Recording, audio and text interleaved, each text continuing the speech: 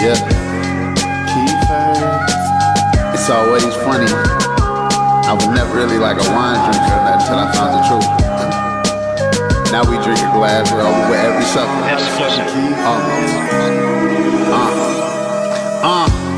New frame, Nemo change, a higher who established us the reign. Been redeemed from the lies, can't deny. Here come your shower dream.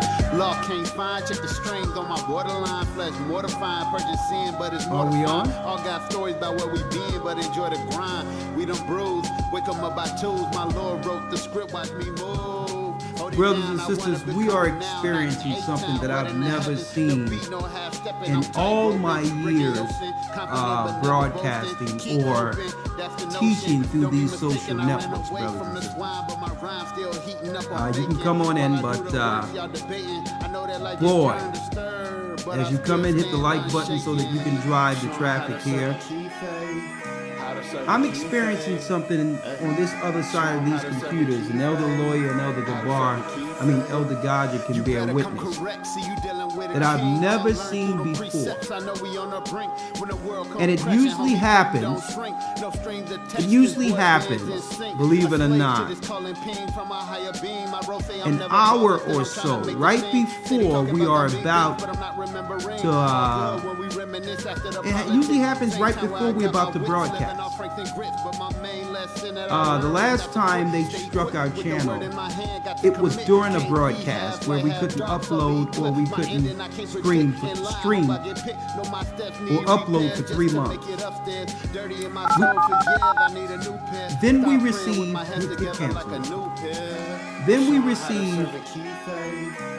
a strike out of nowhere from a video back in 2012, as if our channel is being targeted on purpose. Now, tonight, right before the broadcast, we received another strike. Now, this strike was based on a Jewish woman who was interviewed on one of our early blog talk shows. Azariah tracked her down as a guest. And she was breaking down how the water and the fracking system was meant to poison people throughout the United States and had nothing to do with the gas lines or natural gas. And a matter of fact, subsequently to that, she had to leave the country in fear of her life. Well, there was 4 parts to that particular video, and they struck, no, at 5 or 6 parts, because at this time we could only stream, 30 minutes at a time or something like that. You had to put it up in parts. Well, they took part 4 off of that and said that we have violated community guidelines and gave us our second strike, which means they're working, and I believe in orchestration and in an orchestrated effort to stop the gathering of Christ Church from reaching the masses through social media or through YouTube. It's obvious. Now, they can't claim that we violate YouTube's rules or community, because we don't curse at anyone, we don't disrespect anyone. We just teach the gospel of Christ and bring forth truth. And also, we make sure to bring you inside information with some of these sources that came on, like Miss Phelan, who came on about the water. Informative sources who can come on and let us know, okay, we need to get in front of understanding what's in the vaccines or whatever the case might be. Okay. And we usually do this with YouTube guidelines, in respect of their guidelines in mind. So, brothers and sisters, and it doesn't surprise us, it's coming. We are embarking on a time in which you all must be ready to know that one day you're going to come on these platforms and truth will no longer be available to you. Now, I don't think it's a coincidence that The title for our broadcast this evening was A Work in Your God's show will go live in 5 seconds. A Work in 4, God's Name. 3, 2, 1. Look at this here. I've never seen nothing like this before in my life. Blog Talk Radio. Lord have mercy. We couldn't get on Blog Talk, but it popped out of nowhere the same time. Check this out. The East is where we're from. Hit like as you come in. 12 tribes of Israel. 721 BC. The Assyrian king took us down, we fell. When the great escape we went to the Euphrates. The Lord held the water still. It's amazing. It's okay. To a land where no mankind dwelt. We went. The 12 tribes of Israel.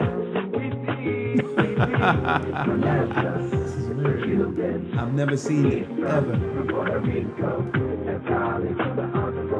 This whole thing is going haywire. Lord is calling back Israel. From Panama, North American Indians, Simeon, Dominican, our highest gathering Israel. The Arabs and Africans told us to gather our wives and children and sold us. In the belly of these great ships we traveled in tears. By the rivers of Babylon we found our brothers here. A high gatherer in Colombia, moving from Australia. It's across the Mexicans. A high gathering in Negroes, vision in the Romanians, Levi, the Haitians. A high gathering in Israel.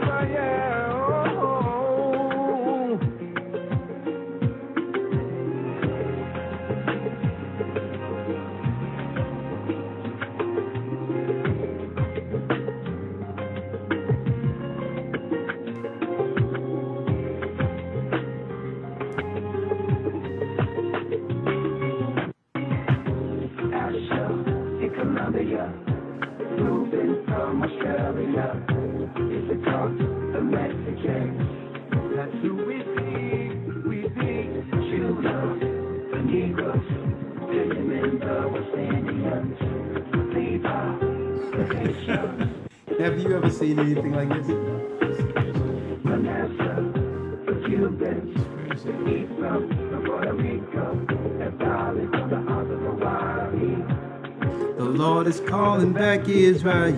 From Panama, North American Indians, Simeon, Dominican, our highest gathering Israel.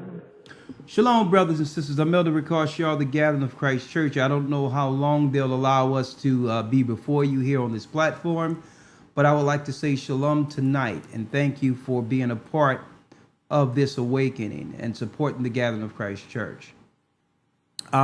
Just early, I just found out that our channel have been struck again for claiming that we violated community guidelines, and I don't understand it. Well, you all understand it. And I mean, what did you all see? I mean, we looked at the hey, as you can see, I'm befuddled. Okay, right before we go on, we get struck with a community guideline, and we're respectful. We follow the guidelines and everything, but it's obvious they're targeting our channel. Okay, so I'm going to let you all know what to do if you want to stay in the know with the Gathering of Christ Church as we transition. Hopefully, our channel make it through this last particular strike, in which we may have to take down 90% of our videos on YouTube just to save the channel until these strikes subside. In the meantime, we're going to work with our team to see what other options are available. We're going to also be coming in through Vimeo broadcasts and other things. You use YouTube as a, what you would call, we can use that as a doorway to lead you into our websites. So we'll put up things, let you know where we are, to view us outside of this platform, to drive our subscribers and our following to exactly where we can talk uncensored, freely about truth, okay, about bringing the understanding of the Most High without worrying about, being hampered by the powers that be. And guess what? You all knew this day was coming. I mean, what are the chances of the same time we receive a strike on YouTube, Blog Talk start wigging out and don't allow us to call in the same exact time? What are the chances? Now, for those who've been waiting on Blog Talk or would like to come in, because I want to see if this thing's working. So if you are out there on YouTube real quick, dial into our switchboard on Blog Talk. Dial in 515-605-9327. 515-605-9327. Please come in so that we can make sure Blog Talk is actually working. Out of nowhere, all the callers drop except my call. The same time, folks. So we're just using, we're just going to just broadcast here tonight. There's some key information that must come out while there's still time. And of course, you can see the frustration. We get everything prepared, work for hours behind the scene, have AC on, on the phone with me as we're setting up, all the technical stuff, and then only to find out that YouTube have struck us and say, you can't stream here. And I think more so than anything, folks, I think the biggest issue, I think the straw that broke the camel's back, because keep in mind, they've been trying to keep us under 65,000. Huh? It's the comments coming and saying it's not working. The line is busy. Some says it's not working. So I see someone just came in though. There's someone just came in from the 850 area code, but some people say Blog Talk is not working. The line is busy. Well, you know what? This is their platform. You know who their God is, the principality and powers of the air. And it so happened that we're teaching on his or their frequency right now. But all in all, they're winning some of the battles, but the Most High will win the war. How many times we've spoken and said, brothers and sisters, don't take for granted this moment. But I think the straw that broke the camel back, elders, right? Mm-hmm.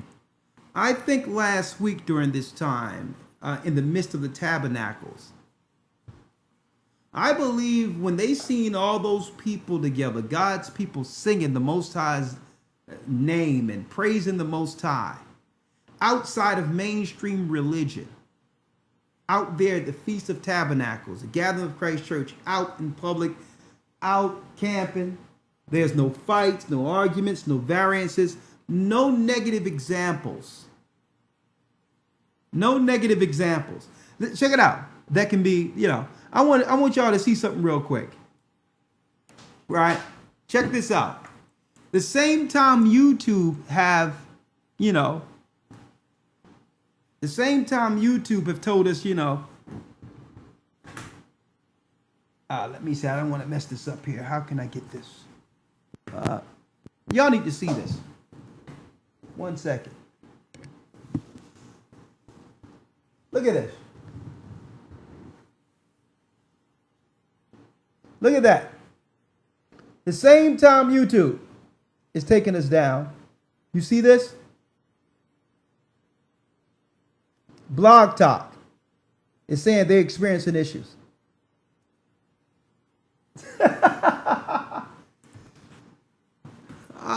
Someone don't want the truth to be told. Obviously. Right? Someone doesn't want the truth to be told.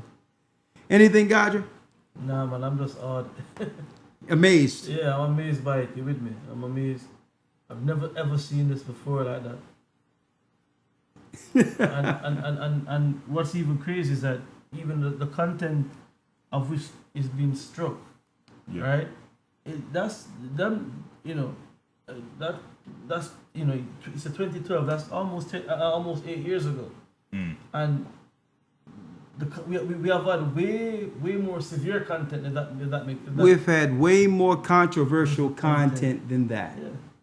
So, absolutely. So for someone to actually go and find that, like you said, I know it's obvious. You got these little puppets right now who are working behind the scene to stop what this church is bringing out. And like you said, Elder, at the Tabernacles, it was beautiful, and we made reference and comments saying, listen, why is it turn them up? Go ahead. Why isn't anybody these people who are the naysayers, the scoffers, right? But look at what the church is doing. You with me? We had a week of camping with no fights, with no drugs, with no murder, with no theft. The children were happy. No molestation of the children. Absolutely. You understand what I'm saying? Mm-hmm. We had all of that in a week for the most time. Alright? So I want these naysayers, these people, well, obviously our people are intelligent and can see it. Like, listen, if we were out there and if let me tell you something. If we had a party, Elder Lawyer, right? Mm-hmm. With drugs, yep.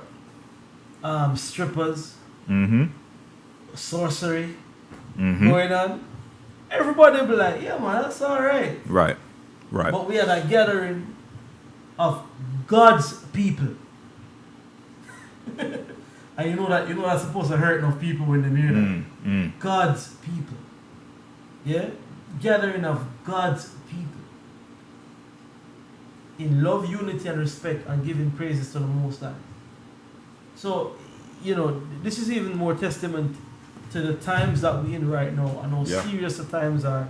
And as Elder Ricard rightly said, that we have to cherish and not take these broadcasts and these opportunities for granted. Absolutely. Because give it the devil's way. We won't be here doing this. Yeah. Because it's effective. It's working. People are waking up. People coming back to the Most High. Not just here in Babylon. This is a worldwide phenomenon. This is happening everywhere. Yeah. I'll tell you this, man. It's like this. What would you expect though? When you read certain records, right? The Bible will tell you it's going to come a time in which there'll be a famine in the land. Not of bread and water. I mean, you can go up the street and get something to eat. But hearing the word of God. And we're at what I would call a fragile time or a pivotal time in prophecy in which God's people are waking up throughout the four corners of the earth. And I'm going to tell you, folks, they don't want us to open our mouths. They don't want us to bring this word so that you can tie two and two together. Keep in mind, folks, and I really need y'all to focus on this. Get Amos real quick on the word. I want to drop this real quick, folks. They know you're waking up from their programming. You're no longer under Jesuit control or the magic or witchcraft or the spell we was once under in slavery through Christian mind control. And they understand this. Our people are waking up. God said it would happen. And you have to look at the demographic of people that are actually coming to the truth. When that brother turned that camera around, lawyer, last week, every demographic of people you can name was praising the Most High. Jew, Israelite, and Gentile alike. From newborns to the elderly was praising the Most High. So now it's like, okay, if they can't control the narrative, then what they'll do? They'll crash and burn it. Mm-hmm. And I'm going to tell you, it doesn't matter what they take.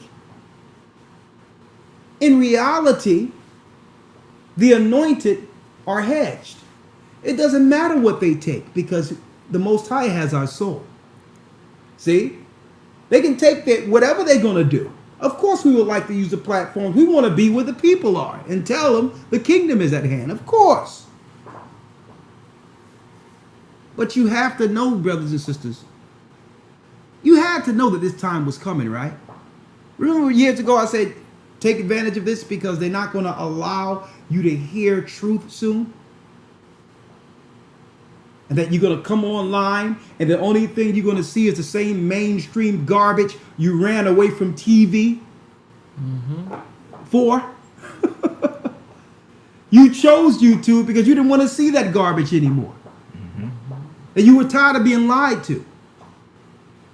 And it's ironic that as soon as I put the title of our show, putting the show together, and I typed in the title. As soon as I typed in the title and hit go, I seen a strike. You know what the title was? A Work in God's Name.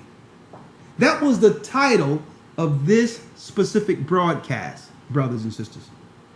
A work in God's name. I'll never forget one of the first videos we put out there that had a serious world impact. The true name of the Most High. It was through the Holy Spirit the Most High revealed his name. And I can remember it like it was just yesterday. From Babylon, Rome, to America. And mind you, none of these studies, I'm going to tell you, all of these studies came directly from the Spirit. It didn't take long to put together at all. We were being moved through the Spirit to introduce to our people the true God who have once cursed us, but now has called the children of Israel back. I can remember it like yesterday, when it wasn't censorship, when you could speak freely. I remember it like it was yesterday, and I remember so many people coming to the knowledge of the truth, and I said, you know what? I don't know how long Satan is going to allow this to go on. Because now, especially through this church, our people have been receiving unfiltered truth. Starting with the Most High's name. It's deep that was the title of our particular show this evening. A Work in God's Name. I'm sitting there looking at Blog Talk. And it's cracking me up, lawyer. I'm looking at Blog Talk right here. And the only people on Blog Talk right now are us.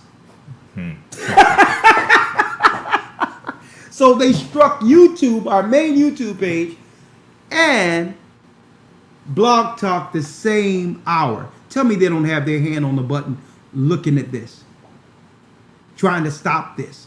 And it's not just because of us, like I've mentioned last Wednesday. It's because of you. Your support of our Hebrew and Bible Academy.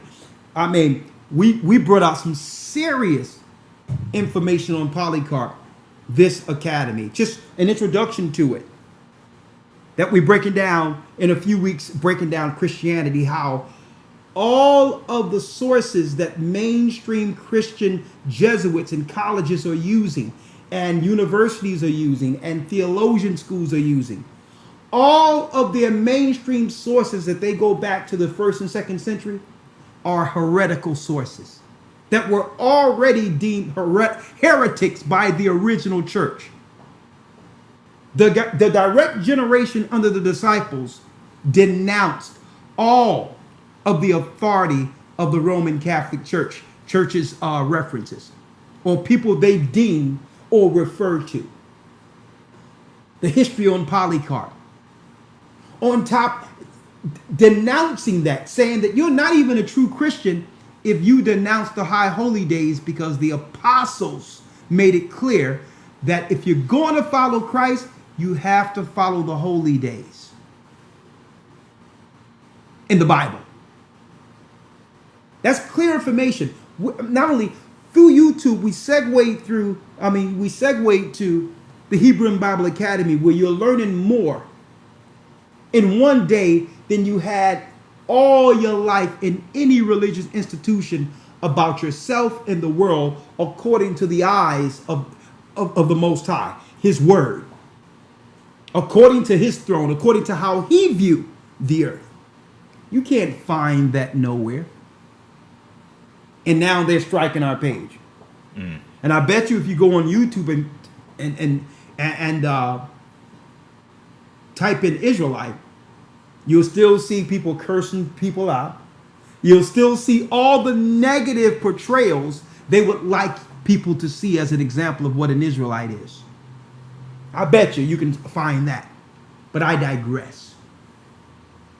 Brothers and sisters, if y'all want to follow us on YouTube, y'all going to have to continue to follow us other places as we pivot.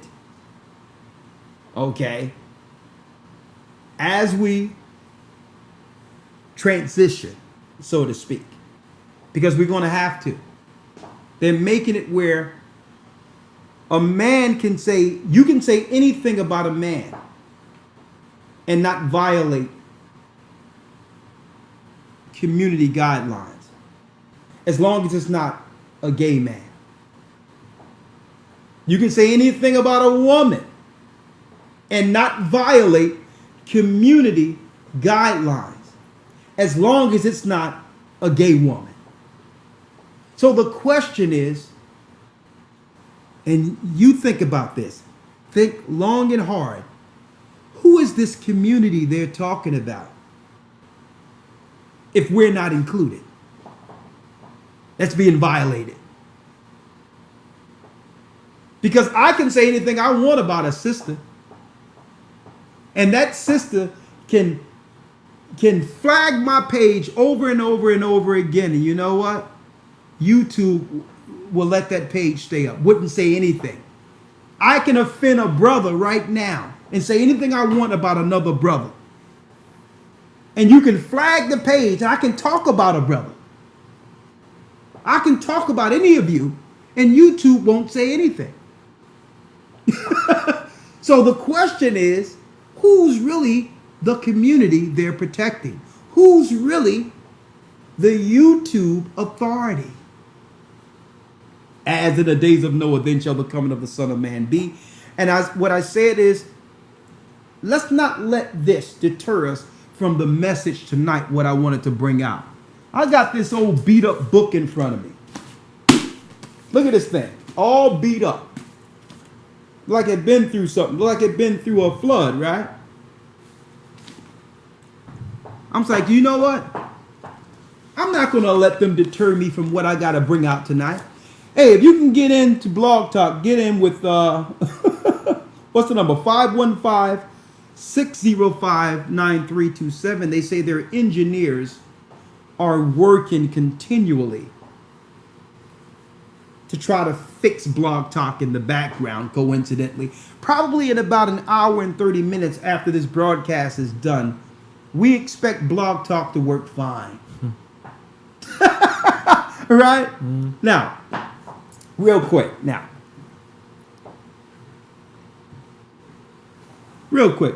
right?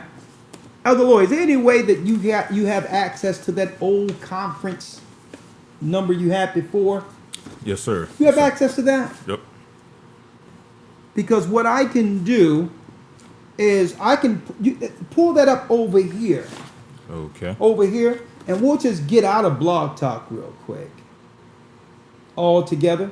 Let's get out of Blog Talk. I'm going to let you slide in my seat. Mm-hmm.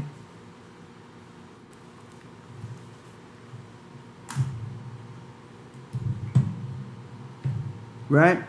You slide in my seat. I'm going to get off the Blog Talk. You set up a conference call. Right? Yep. And that way you can go over here, sit up. Yeah, let me sit over there and sit here. Huh? Let me sit there and he sits here. Yeah, that'll be fine. Right, for water. Great idea. Right? We'll set up a conference call because I need your insight of what you think is going on. Because we're living in a world that you can talk about anyone except the particular people. What type of freedom is this? What type of freedom of speech is this? And some people might say, well, it's a private platform and one should be able to say whatever they would like. Or what one should be able to censor or stop someone from saying anything they like if they own it. Right? That's what you claim. But that's a violation if you are actually grandizing yourself and financially grandizing yourself off of the people who live in a free country. If you have a corporation within a so-called free country, your corporation is supposed to be at the behest of its laws. Okay? Like, for instance, if I go to a company right now and I'm working in a company that's decimaled in the United States, I have the freedom of speech. Of course, I'm not going to offend people, understanding the environment, but all in all, they can't stop me from talking because they're at the behest of the laws of that particular land. But I digress. Elder Lawyer, let's get the scripture real quick in Amos, and I'll have Elder Gocc read the scripture. The book of Amos, chapter 8, verses 11. Go ahead. Behold, the days come, saith the Most High, that I will send a famine in the land. I will send a famine in the land. Not a famine of bread, nor of thirst. Not a famine of bread or thirst. Read. Or thirst for water, excuse me. But of hearing the word of the Most High. But hearing the words of the Most High. The Bible states there will be a famine in the land. Not of bread or water, but of hearing the words of God. Right here. Mm-hmm. Behold, the days come, saith the Lord, that I will send a famine in the land, not a famine of bread, nor of thirst for water, but of hearing the words of the Lord. Now, we're living in a time in which there's people that deal with all type of provoking cross-dressing and all that, can actually go into libraries and read nursery rhymes to our children within the United States.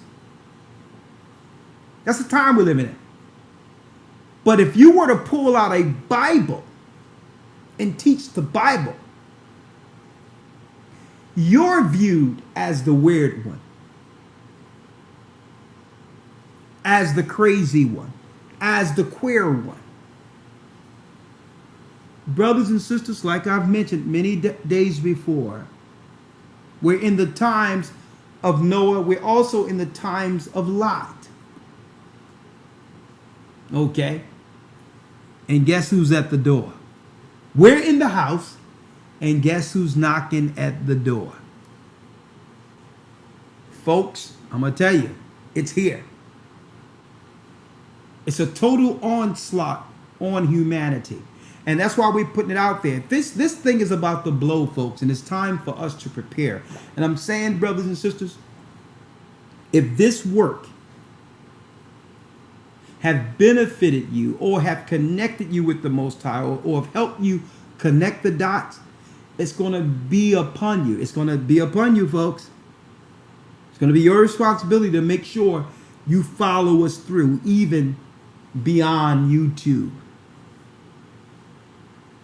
Because I wish I could just find out everyone out there who subscribe or who view us every day, but it's an impossibility. It's too many people.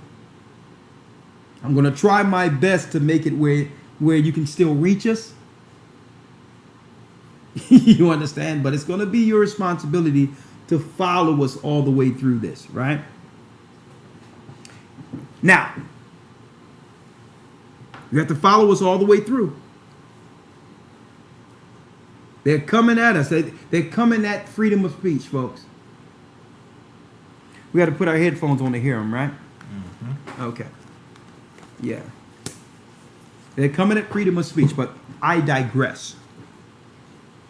Getting back to the reason I wanted to come on tonight, because years ago, there was a video put out there, The Name of the Most High. And I'm going to tell you.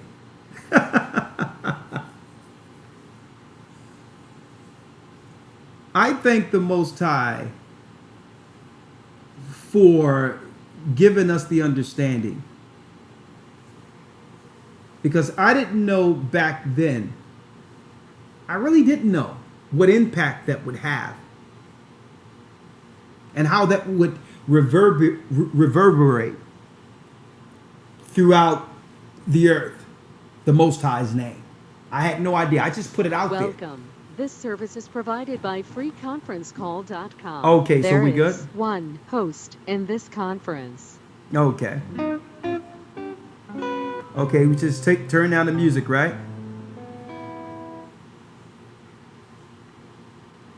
Are we there? Let me do this. Hold on. We're almost there. One second.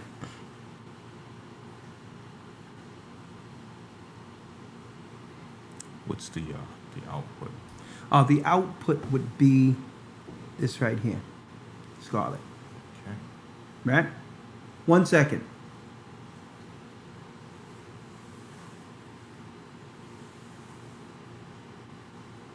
And the microphone would be this here, the Yeti. Right? There Yes, is sir. one host in this conference.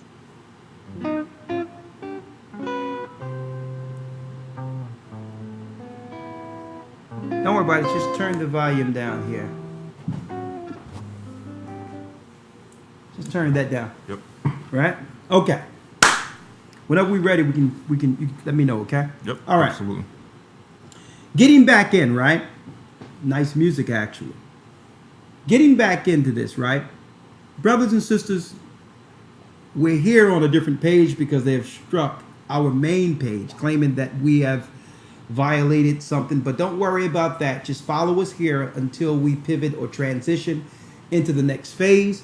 I'm going to do my due diligence to make sure, if you'll subscribe to our page, to chronologize and put down all those who have actually subscribed to our page, to reach out to you, to let you all know what the next move is in case they get rid of the page altogether. Okay? The page we have, A Gathering, you know the page, our main page. It's a threat to lies. Okay? Now, getting back to my original premise here. All right? Are you ready, Elder Lawyer? Yes, sir. All right. Let them know what they need to do if they would like to call in. Yep. So the call-in number for the conference call line is 605. Come on. 313-6085.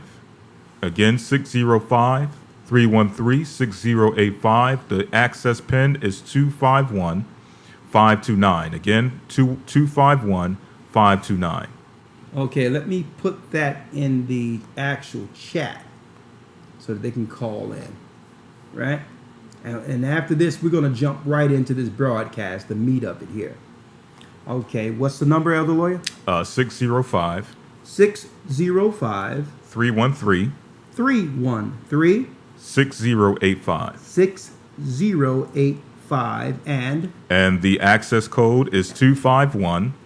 Access is 251 529. 529. Okay, I'm going to put that up in the chat here so that you can call in on a conference line and we'll be able to get your take on what's going on. But there it is. So you're going to monitor that, Elder Lawyer? Yes, sir. Great, I appreciate it. Now, one of the first videos we came out with was the true name of the Most High. And man, you wouldn't believe how so many people at first,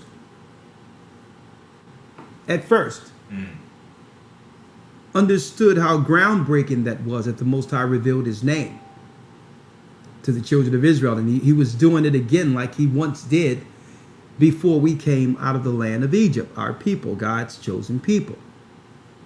Right? Now, I believe now that, looking back on it, that it was showing a distinction. Right?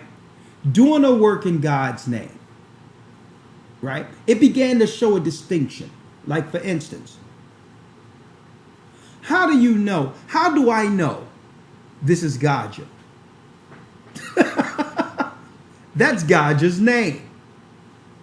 Okay? His surname is placed on his family. I'm Elder Ricard. That's lawyer. So a name gives what? Distinction. If someone tells me that they are a Jehovah's Witness, automatically distinction.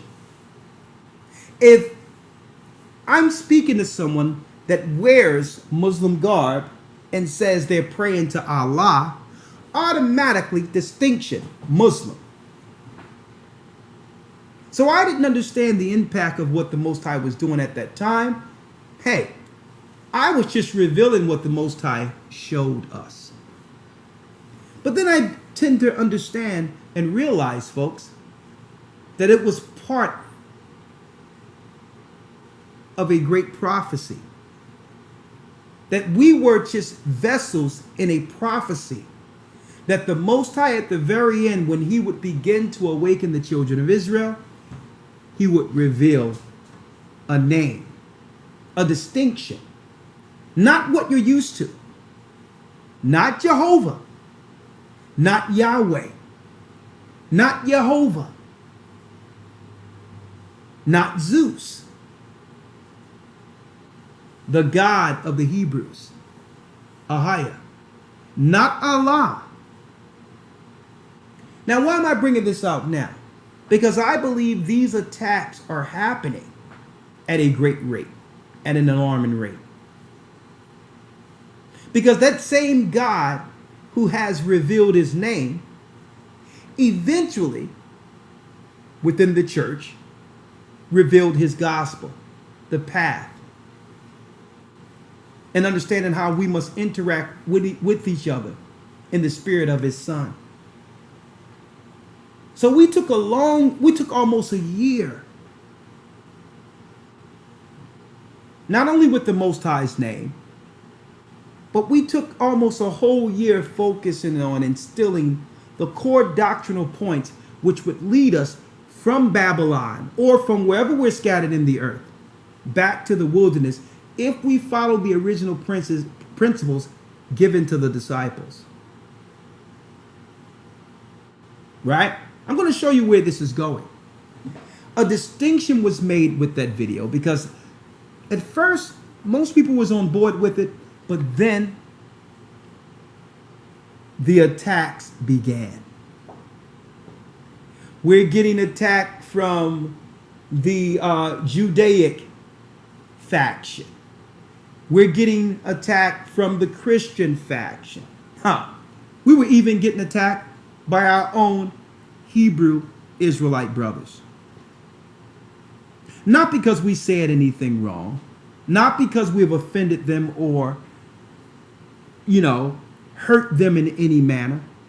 Just by revealing God's name showed a distinction. And then there were responses. The responses was, oh, no, it can't be. In this record, it says that in the Dead Sea Scrolls. Oh, you mean where it's clear they took the Most High's name out, inscribed Yahweh after 40 years of having the records exclusive under their scribes? That? We started hearing all these arguments. Elder Lawyer, pass me that Torah right there. I'll get it. It's easy for Yeah. Pass me that Torah right there and get Exodus 3.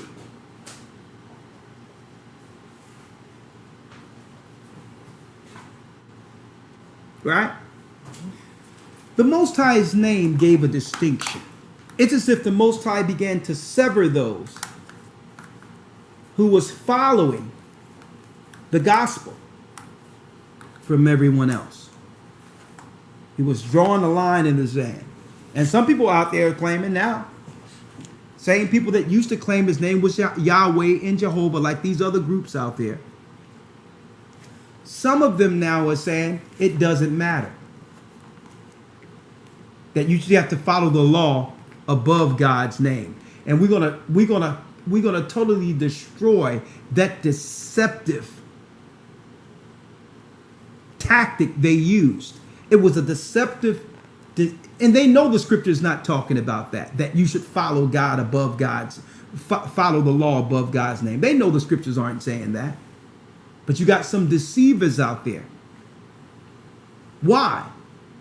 Because they cannot deny what was revealed. I'm going to show you where this is going in a moment. But in Exodus 3, right? Give me that highlighter right there. This is my book, right? Or is it yours? I believe it's mine. Okay, well, I'm not going to mark lawyers. Oh, no, it's fine. It's fine. You got it. You sure? Yeah, I wrote it in anyway. Okay. No, that not. Give me the orange one. Yeah, there you go. That's a highlighter. I'm going to show you what I've shown years ago, before they begin to take down these videos. Because the Most High showed a distinction. When we put out this video of the name of the Most High, believe it or not, we became enemies of all sects of religion on earth. All sects, including Hebrew Israelites.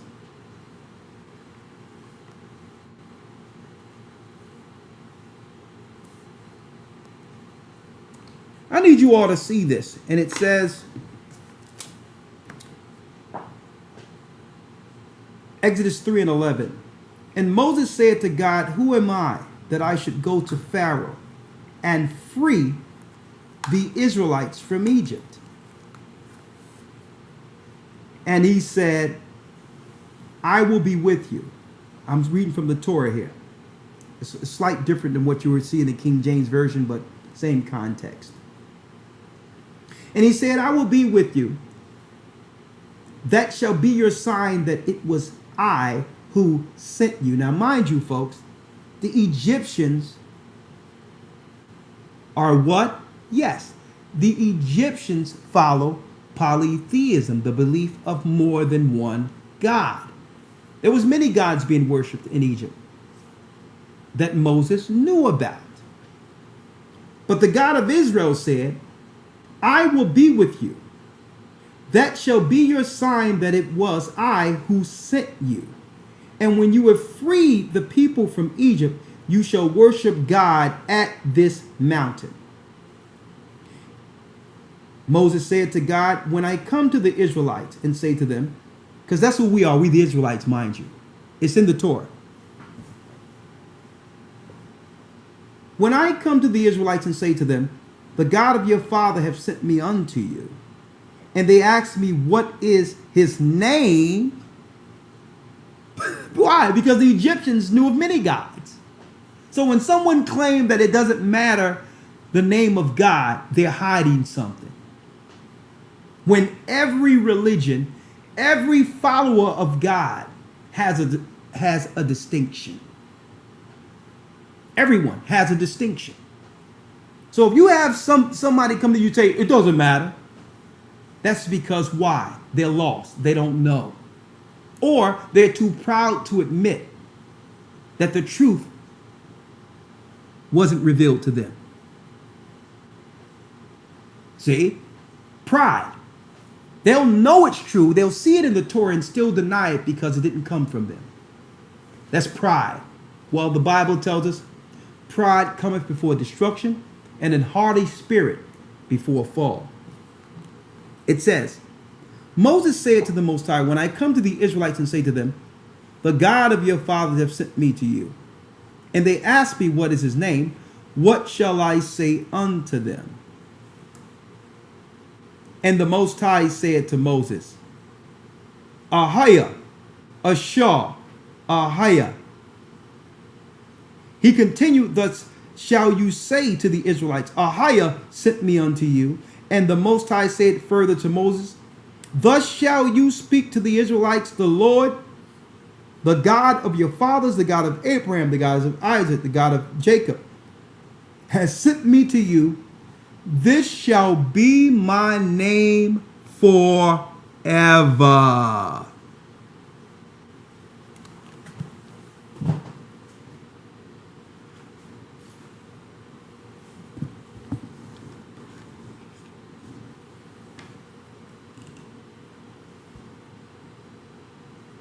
Let me show it to you.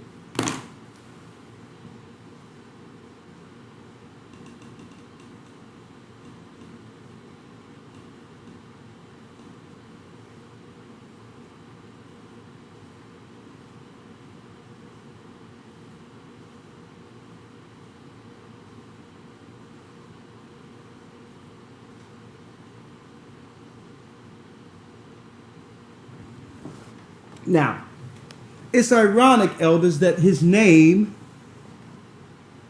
is in the Torah. It's in the Torah. That means those who've enslaved us knew the name of our God the whole time, but yet gave us Jesus.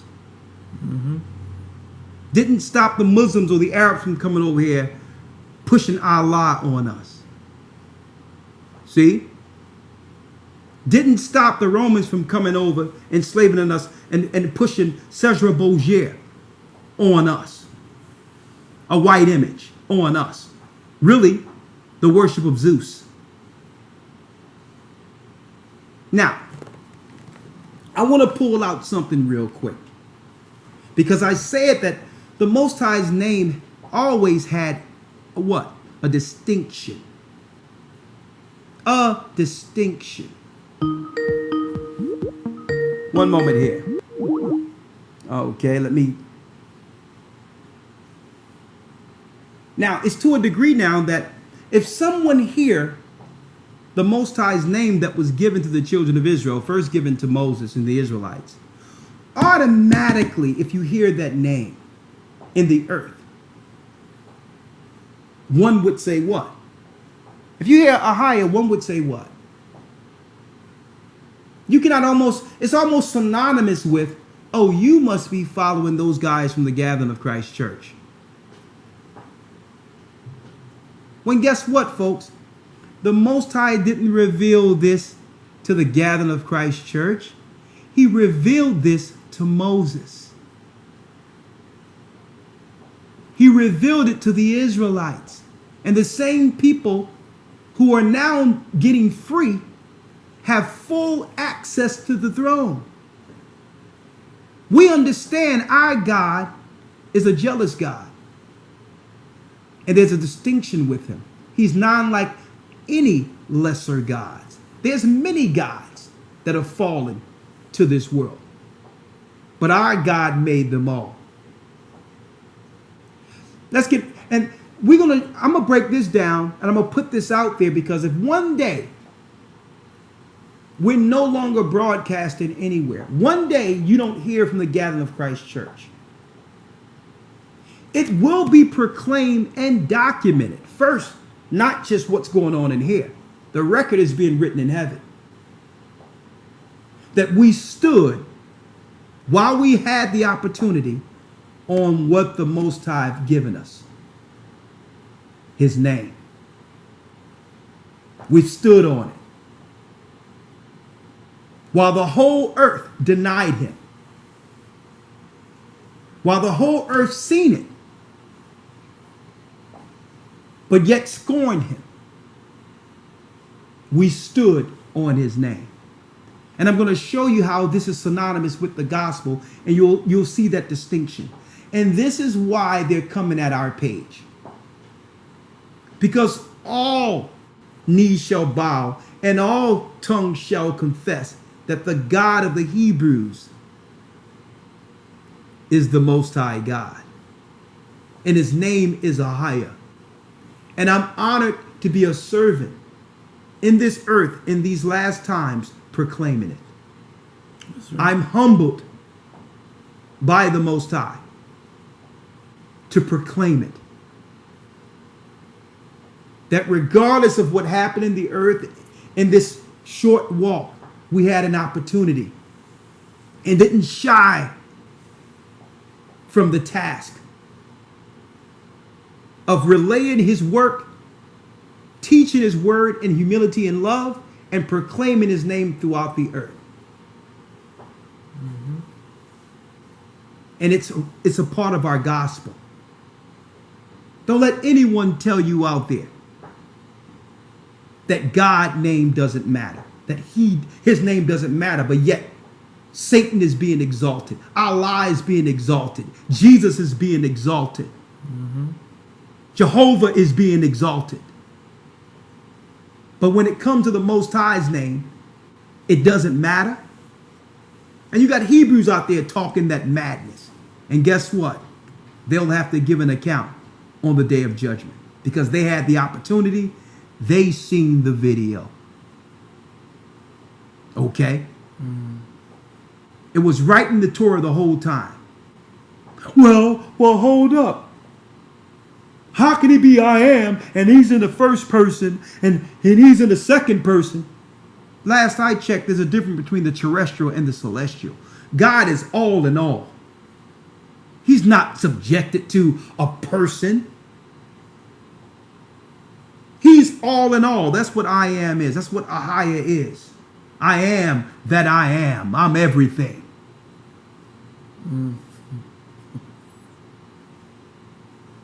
Romans 10 and 13, Elder Lawyer. Here you go. Bible. Here you go. Grab mine. And while Elder Lawyer grabs that, Elder, Go ahead. I think, like you said, I think it's more the case that, because we never brought it out, we're not going to say it. And the crazy thing about it as well is that the name Ahiah, Ahiah, was the name given when the children of Israel were coming out of captivity after going into Egypt and becoming a nation. Now, wouldn't the Most High reveal his name again if he's about to pull us out of captivity, save his people from captivity again? Wouldn't he reveal his name again when there's nothing new under the sun? Exactly. That has been, that what has been shall be. There's nothing new under the sun. Wouldn't he do the same thing again right before he delivered God's people throughout the four corners of the earth? That he would begin to reveal his name to the people, to his chosen children, and say, listen, your curse will soon be at an end.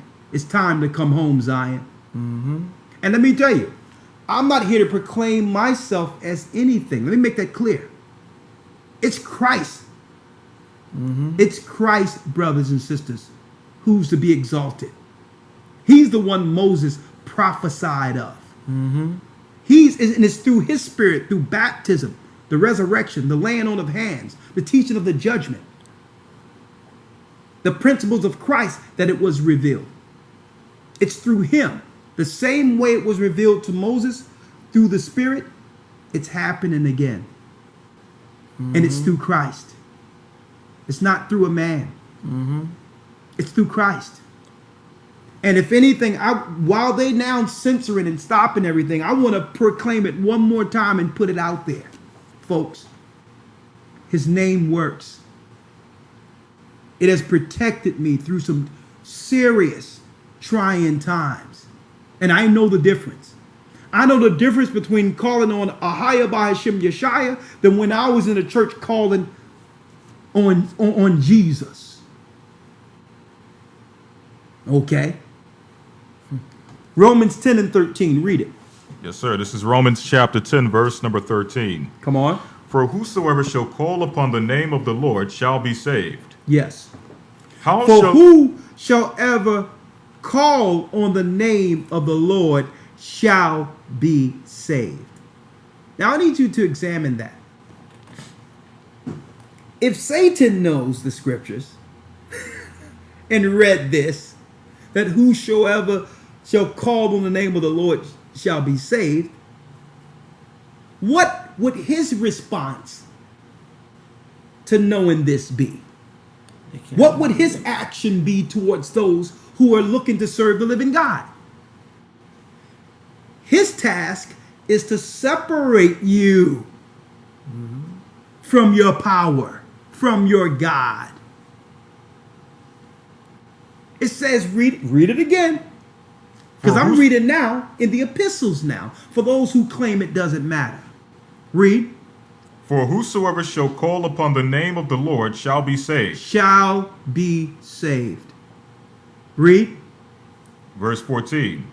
How then shall they call on him in whom they have not believed? But how can the Hebrews in captivity after being enslaved, the Israelites, the slaves, the servants, how can you call on a God in whom you have not believed? You didn't learn about the God of the Hebrews, the God of Moses in this strange land. So how can you call on a God in whom you have not believed? And I'm reading this in the New Testament now. Read. And how shall they believe in him of whom they have not heard? How can you believe in a God you have not heard? How can you believe in the truth? You think Satan is going to give the name of the Hebrews, the God of the Hebrews, back to the Hebrews? You think the people's in their synagogues and all that going to reveal the name of God to you? I've sat before rabbis. I've sat before top rabbis, cats who know the truth. And not once when I said the true name of the Most High is Ahia did I receive any pushback. Not once did they deny that proclamation. Not once. Because they know it's true. They know it's true. But they're afraid of our people. They're afraid of our people putting down the name of Jesus, in the name of Allah, in the name of Buddha, and calling the God that decimated Egypt and destroyed Pharaoh's army. They are afraid that the Hebrews, the Israelites, will call on our Father, our God, and he'll answer.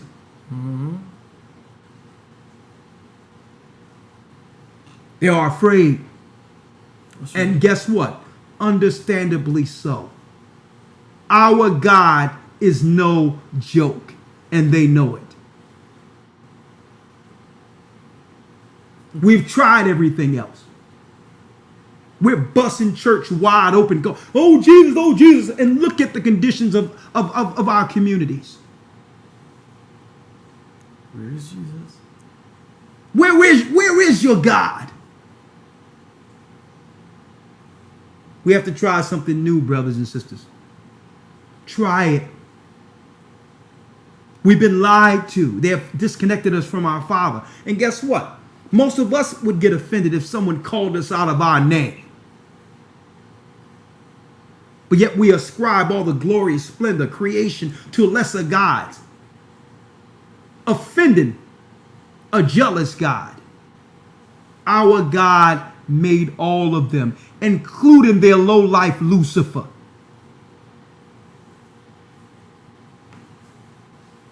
Okay? Brothers and sisters, he's our God. Don't listen to these other Israelite groups and these other people and these so-called theologians. Don't listen to them. They're disconnecting you through feigned words, through flattery.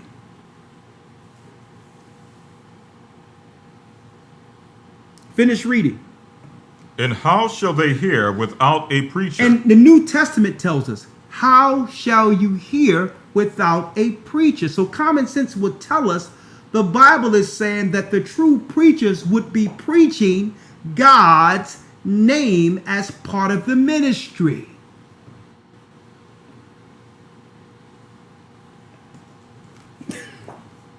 That's common sense.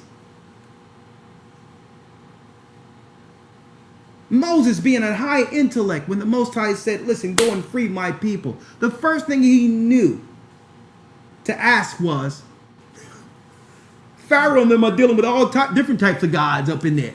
What's his name? Who are you?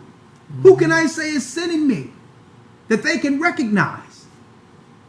He says, listen, I'm the God of Abraham, Isaac, and Jacob. I sent you to Egypt, and you're going to leave out with much substance. You're my people. You will receive the promised land. The land of Canaan is waiting. The nation is finished. There's a great multitude that will soon inhabit the promised land. And I'm telling you, brothers and sisters, we are those people. We're those people. And that's why I titled this evening, A Work in God's Name. And the heavens will confirm and do confirm what's being brought forth today, brothers and sisters. We've tried everything else. Try our God and see, won't he listen? You got the Gentiles out there running interference. They're the one flagging our page, and they're trying to come up against what we're saying because they know there's really no debate in this. Who can debate, Gocc, where the Lord says, Moses, this is my name, and this is my name forever? Mm-hmm. No one. But I tell you what, I tell you what. Yeah. What also what you have, okay? Come to mind, right? When you read further down, it says, "This is a memorial unto all generations." And to all generations, it was for our children. Exactly, and it goes back to the conversation that we were having at Tabernacles, when we're saying that each year we get better at doing tabernacles. The Most High don't do nothing without reason. There's a reason why He said, "Yo, listen, let the children know the name. Each generation should get the name, because why? The name will free us again." Yes. Coming out of captivity, it did us that in Egypt. Think about it. How is it the East Indians all agree on the God they call? How is it that the Romans agree on the God they call? The Arabs over in the Middle East, I was living over there for a while, they all agree that Allah is their God. Why is it so much confusion concerning us? And you think it's a coincidence that we're on the bottom? We're the people cleaving to all these different gods, but yet all nations are above us. We even tried their gods, and still, guess what? Have to serve them. Exactly. As a result of serving their gods, we're serving them. And see, and this is why they try to stop this truth from coming out, folks. Our people are leaving the demonic spiritual plantations and coming back to the God who made us, Ahia. Finish reading, Elder Lawyer. Verse 15. And how shall they preach except they be sent? And how shall they preach except they be sent? As it is written. As it is written. How beautiful are the feet of them that preach the gospel of peace. So the people with the gospel, those in the end with the gospel of peace, brothers and sisters, would have the Most High's name according to the Bible. They're not going to divert or change the subject when the Most High's name comes up. Okay? When the Most High's name is up for discussion. They're not going to come with an excuse as if they're above the Most High.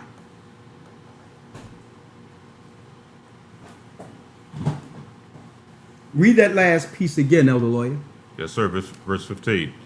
And how shall they preach except they be sent, as it is written? How beautiful are the feet of them that preach the gospel of peace and bring glad tidings of good things. And see, and that's what we do. We read this years ago and say, listen, I don't know what Israelites are doing. But who cares what they're doing? They're not doing the gospel of peace. Not causing chaos, and you're all about provocation and argument and futile debate, while our people suffer throughout the earth with never knowing their true purpose under the Most High God. That we were meant, folks, to be a light to the world. We were born to show the world right, not to fight the world. We were born to be a light to the Gentiles. We weren't born to fight the Gentiles. Vengeance is the Lord's. Our ministry is supposed to be peaceful according to Christ. Not abrasive. Loving, caring. Our people have been through so much pain and suffering, being subjugated for years. So the Most High want his people handled with care. Not this abrasive crap out here bringing down God's brand. Israelite. Now, let me drop this real quick. Old book. Encyclopedia. And I get, you know what? Hey, hold up now. Where that remote at? I need that remote here because I'm going to have to flash in a second. I'm going to have to flash in. Now, you think they was mad at us before. I see cats, instead of them just reading where the Most High said, I am that I am, they'd be like, well, let's look at the Moabite stone. Let's look at this scroll and that scroll. And these answers is a perfect showing to why. Let me tell you, it's not ironic that because of these answers, our people have gone into captivity. Common sense would tell you, if he revealed his name before we left Egypt, before he revealed us, before he saved us out of captivity, that he would do it again. So they'll see a higher right there and let their pride get in the way between them and their God and expect those who've enslaved them to reveal it to them. Those guys say that they're in the synagogues, so it must be true, so I'm going to call on that. Check this out. Encyclopedia of Gods. Over 2,500 deities of the world, of different gods that are worshipped or who have been called upon by the Gentiles and otherwise since the beginning of earth. Every god that's been worshipped is in this book. But you'll never guess what God isn't.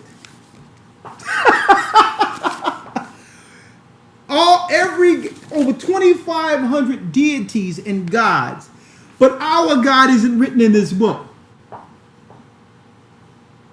So what this so-called journalist or historian did was, this religious historian, he went into all cultures throughout the earth and did a study to find out which gods they worship throughout their whole civilization and came up with over 2,500 deities. Now, there's one in particular I want to talk about. You have everyone, and you have all these brothers and sisters waking up who's seeing the videos and saying seeing the Most High's name is Ahia. And they run into these guys who say, Yah, Yah, Yah. The prophets, God's name was in the prophets. Yah, Yah. What does it say God's names will be in the prophets' names? Because the word Yah only denotes a God or a power, be it a negative or positive one. Okay? You can have a Yah that's evil. Okay? It only means a God. But I looked in this book and said, you know what? Let me go to Yah and see if that was ever associated with the Hebrews' God, the Israelites' God. Is Yah the God who saved the children of Israel out of Egypt? When Moses asked the Most High, who can I say sent me to free the Hebrews or the Israelites? Yah wasn't mentioned. So I'm going to pull up Yah here. Other lawyer, grab that for me and highlight Yah for me. It's right in the back, right? Highlighter, book, right?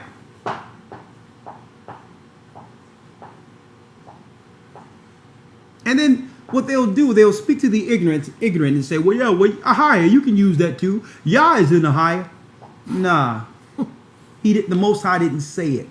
It's stuff like that that leads to captivity, worshiping and calling on lesser deities. Elder lawyer, matter of fact, I need you to, first of all, I'm going to show it to you first.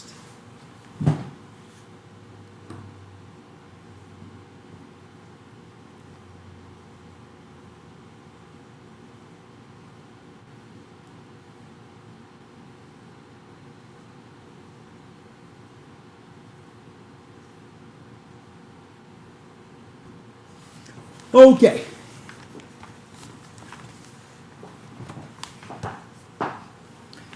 Every deity, you can do your own proper research if you view it like on each deity we bring it out. Okay.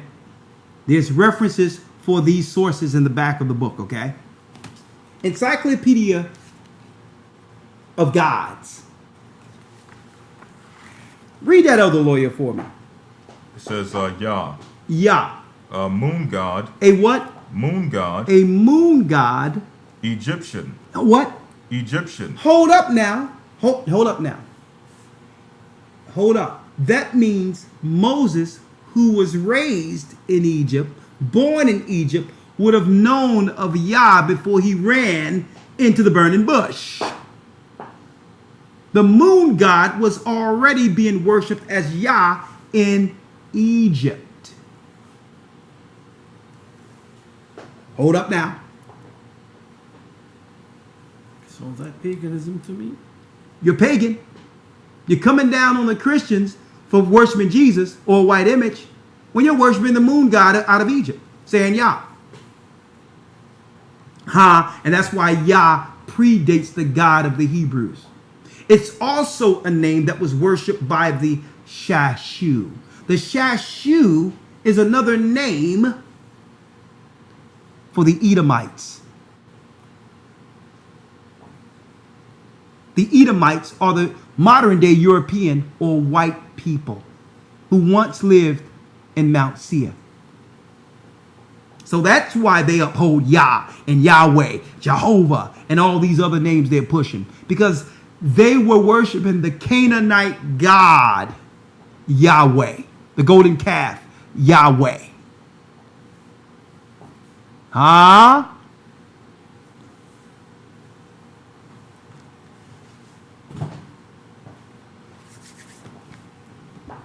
See, I'm confident with who our God is.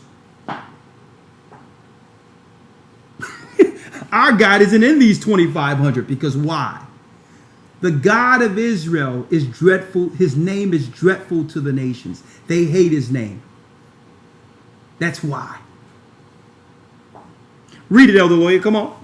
It says, Yah may have been an import to Egypt. It was an import to Egypt. Brought by Semitic immigrants. As they claim. Who based his profile on the Mesopotamian god Sin. On the Mesopotamian god Sin. Go on. He is mentioned largely from the 20th century BC onward and is depicted in human form, but can also be represented by the falcon and the ibis. The falcon and the what? The ibis. And the ibis. a bird. Now, let me make it clear also, because in doing some research, I noticed in the 70s there was this old clip where there was this white historian breaking down Yah and different things of that nature, right? And that's what jogged me years ago to grab this particular book, right? But check this out. He was trying to say in no uncertain terms that when it says a Semitic came into Egypt, that it was talking about Abraham must have brought Yah into Egypt. But no, Exodus 6:3 makes it clear that he didn't reveal his name to Abraham. He was only known to Abraham and Isaac, And Jacob as God Almighty. and Jacob as God Almighty. So you can't slip that in either. It's the moon god Yah.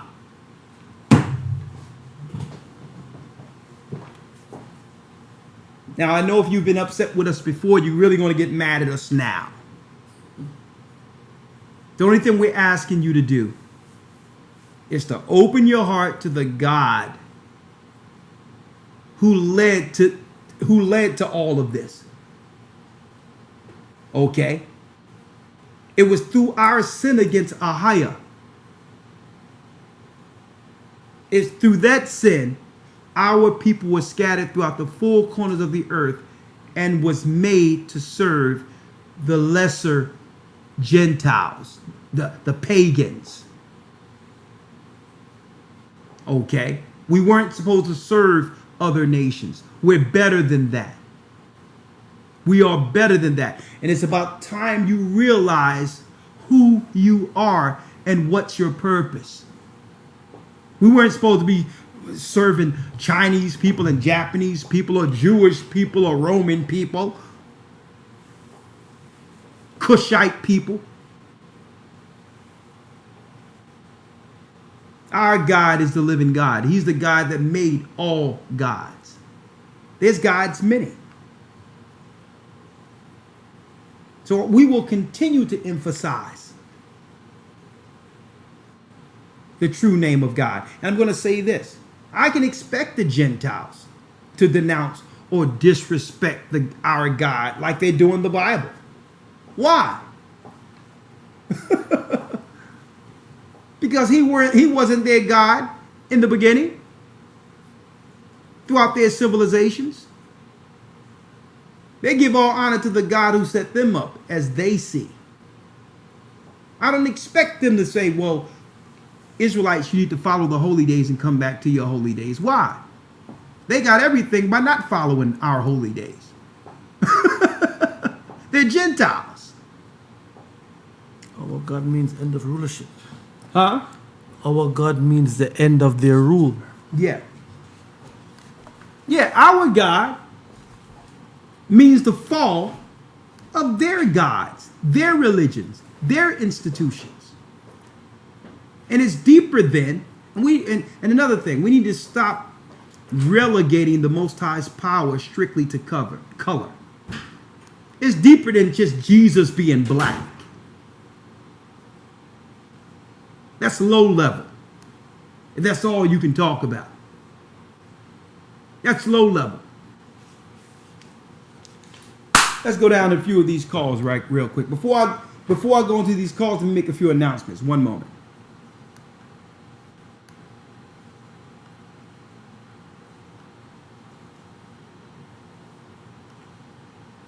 You got your Bible there? Hmm? You got your Bible? No, Bible. Yeah, right.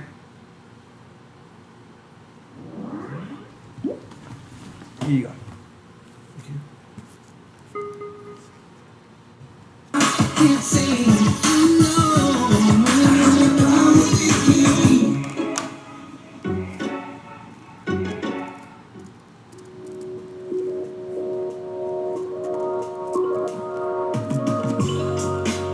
Are you seeking to strengthen your biblical foundation? Join us in the Hebrew Bible Academy, where we offer 12 weeks of in-depth learning in a structured environment. Receive real-time news from Brother Shapat. and amazing lessons by Elder Ricard. Learn ancient Hebrew with Elder Lawyer. With 12 amazing lessons, you're guaranteed to learn more about your true biblical history and authentic Hebrew language than you would in a traditional Christian church for only a one-time payment of $150 or 3 monthly payments of $50. Join us at historytimes.org and sign up today. It's not too late. See you in the academy.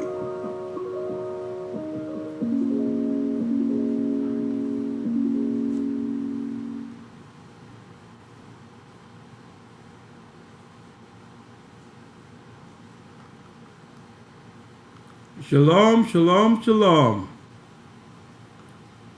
One other announcement.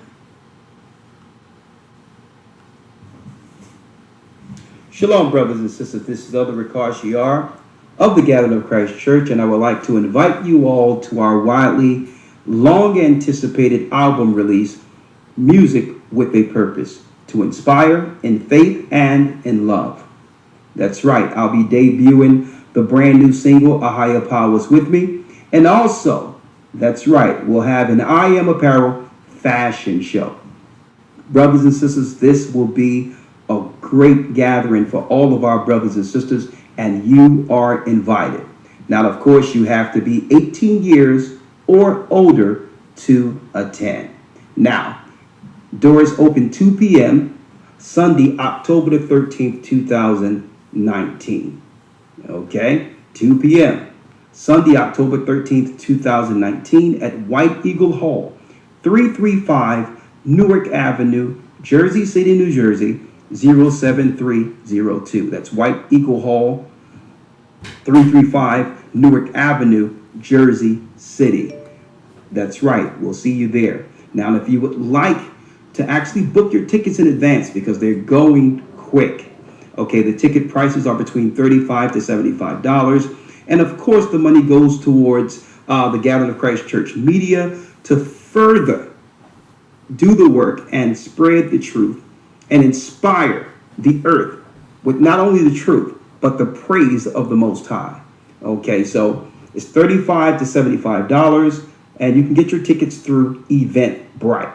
Okay, you can type in Music with a Purpose, Ricard Shiar, or to make it easier, just go to gatheringofchrist.org and click on the tab Music with a Purpose.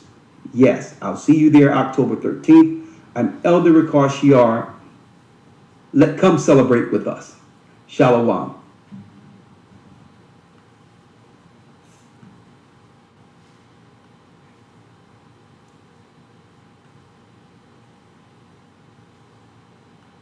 All right, brothers and sisters, like I've just mentioned, October 13th, Music with a Purpose. The elders will be there. We're going to have I Am Apparel, Elder Gabar, fashion show. We're going to have the white carpet. You don't want to miss this. It's going to be Sunday, October 13th. Come join and have a serious, righteous festivity with us. Music with a Purpose. We're pulling out all the stops for our people, and we're going to roll out the white carpet. That's right. All right, Elder Lawyer, go to gatheringofchrist.org if you would like to do it, because keep in mind, there's not too many tickets. The tickets are flying off the shelves like nothing. So go to gatheringofchrist.org and actually purchase your ticket for that, for the concert, or what we call the release. October 13th, Jersey City. All right, let's take a few calls, Elder Lawyer, real quick. All right, the first call we have here is 407, last four digits, 1641. You're live on Blog Talk. Or Salakia, you're live with the Gathering of Christ Church. Shalom, elders. How are you? Elder Ricard, Lawyer, and Elder Gaja. Shalom. I'm calling all the way from Orlando, Florida. How are you? We're doing fine, sister. Thank you. Thank you. Fine, thanks. I just wanted to mention that if you guys have ever heard of the Patreon account, because I know a lot of bloggers have left YouTube and went over to Patreon. It's much more flexible and easier to operate. I don't know if you ever heard of that account. Yes, we have heard of Patreon, Yeah. and it is something that we have somewhat looked into. And you know what? Based on what's going on with YouTube, it may be more so a more viable option going forward with all the limitations and the censorship that's taking place with YouTube. Yes, sir. So I wanted to mention that. I also wanted to give a shout out to Elder Fennell and to Nathan Ben in the Orlando body that I am so proud to be a part of. I waited 2 years, but it's well worth the wait. Absolutely. I wanted to give a shout out to them. They're doing a great job with the Orlando body. And I can't wait to meet you guys next week for the release. I will be there. Nice. Hope I don't have to sleep at the door like how they do in the concert. To get a good. Hey, Hopefully not. hey sis, where you from originally? I hear an accent. Is that Bahamas? I'm Benjamin, Bahamas. Okay. Nice. Yeah, we should be in the Bahamas very soon. Very soon, as in. Yeah, I live in Orlando though. This is Sister Lisa from Orlando, but yes, I'm originally from the Bahamas. Okay. All right, sister. Nice talking to you. I can't wait to meet Elder Rakar. I wonder why she sounds really when you got Elder Rakar. All right. Sounds good. I'm looking forward to meeting you guys when we get there. We will Likewise, be there for sister. the full week. Likewise, sister. We appreciate the continual support. And just off the cusp of what the sister was saying, you know, with all the censorship and everything that's taking place with YouTube, maybe we should consider other accounts, you know, Patreon and other things as an option, possibly in the future as an alternative. A matter of fact, I was thinking about that in the hallway. Is that we're going to get our team together and we're going to take all the groundbreaking videos that were done, the thought-provoking, the things that really bring people to the knowledge of the Most High, and we'll put up a short clip of it. So we're not going to just take the video down. Right. We'll have a snippet enough with the link to direct them to where to see the whole thing. Therefore, you don't have to worry about. We still deal with YouTube to move the traffic through. So they'll get enough to know, okay, let me click it Right. for its entirety. Right. So we're going to segue and just use YouTube as a, we're going to just use that as a segue into the video so they wouldn't have to worry about that going forward. And eventually people are going to because people don't look at that mainstream junk anyway. Right. Eventually people are going to segue off of it anyway because that's what they're trying to do. They're trying to make it into a commercialized, they're trying to move mainstream television to the internet by hijacking YouTube and kicking everyone off with a voice. Okay, and so it's fine. We're gonna do what we can until they stop that. Okay, but hey, just follow us and make sure you subscribe to our page. And also, we need an email. We need an email data sheet where if you have subscribed to our page and want to follow us beyond YouTube, send us an email at gatheringas1@aol.com and tell us your subscription name or your email, and we'll make sure we put you in the know with this transition. Hopefully, enough work can get done behind the scenes to salvage the page if we do it right. But who knows? They probably going in retitling stuff, striking, because they striking stuff from 2012 now. They're striking stuff in which it's not speaking against no one at all. We're just warning people about what they're doing with fracking and how it's damaging the water and the stuff they're putting in the water, like the fluoride and all the stuff in your medications. They're actually dumping in your water supply. So they struck that because we were interviewing a Jewish woman who was spilling the beans. See? But go ahead. Yep. Now, go ahead. We're going to take 2 more calls, and then I want to drop something else because you have these groups out there saying that you just got to follow the law, which is above God's name. You got some guys dropping that, and I want to straighten that false not dividing the word of truth, deceit down. That false not dividing the word of truth, deceit. totally tear that down because they're telling people, no, it's saying in this scripture that the law is above God's name. Deceivers. If you ever hear someone tell you that, run. They're liars. But go on. Yes, we got one from the 248 area code, last 4 digits, 5993. You're live with the Gathering of Christ Church. Hello? Yes, you're live. Hello? You're live. All right. All right. So, first off, I want to say it's an honor to talk to you, Elder Ricard, Elder Gocc, Elder Lawyer. It's real nice. To talk All with y'all. praises. So I want to just say my point. First off, you just do you. You know what I'm saying? You just bring the word because, like the scripture says, if it was iniquity, it will come to naught. But if it's through the Most High, it's going to survive. It's going to increase. You know what I'm saying? And whoever may come against you, they could be going against the Most High themselves. You know what I'm saying? If the Most High is providing and endowing your work, you know what I'm saying? So I just want to say that. Hey, brother, I'm with you, but doing us is also tearing down every imagination that exalted itself against the word of the living God. That's what doing us is.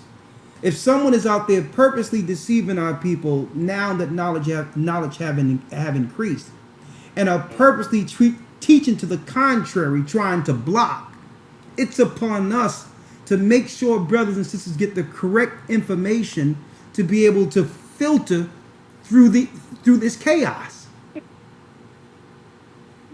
You understand? Okay, let's get the next call. I understand what he's saying to some degree. You know, sometimes you gotta let things be and let the Most High deal with it. Well, yes, we do let the Most High deal with it, but what is the job of servants? What is the job of shepherds? If someone is, and guess what? We need to have that same passion then when it comes to the Christian church then.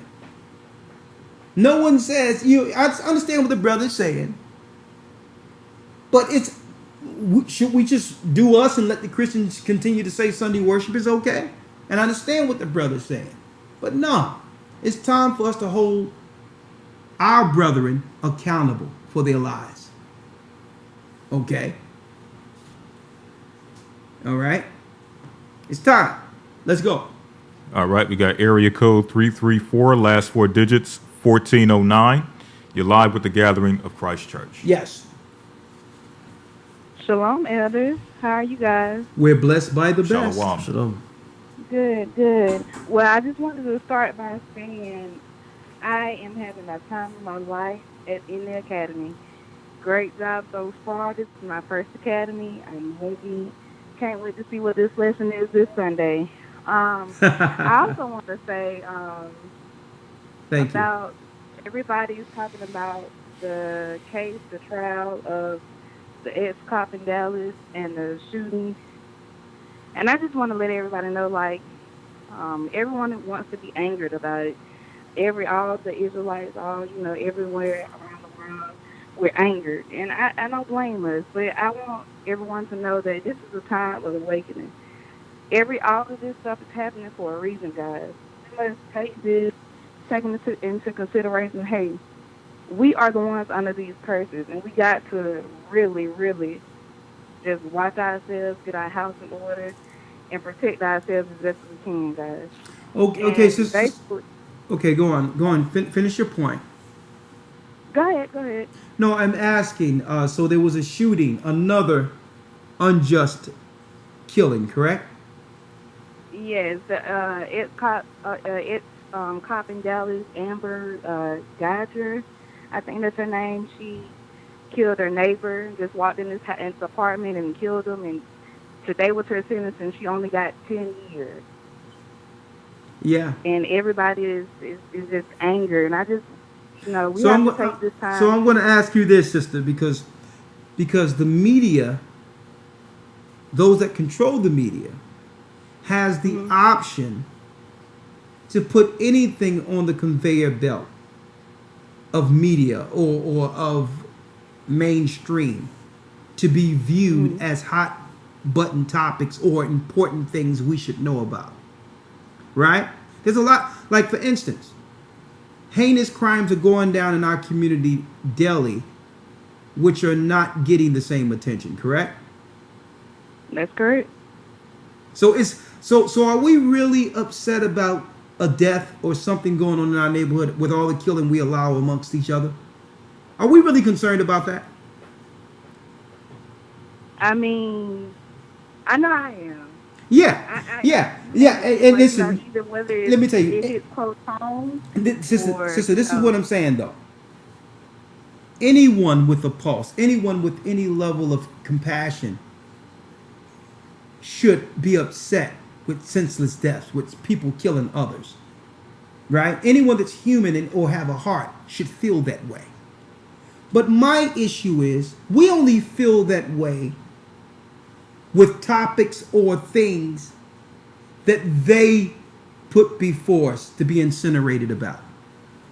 And we have less incineration or less what you would call, negative feelings or pain or hurt outwardly with what we witness in our own communities on a daily basis as far as our people killing each other. It's as if we've been programmed to be desensitized to the death we witness on a regular basis and only get incinerated when the news reporter or the media pays attention to a death.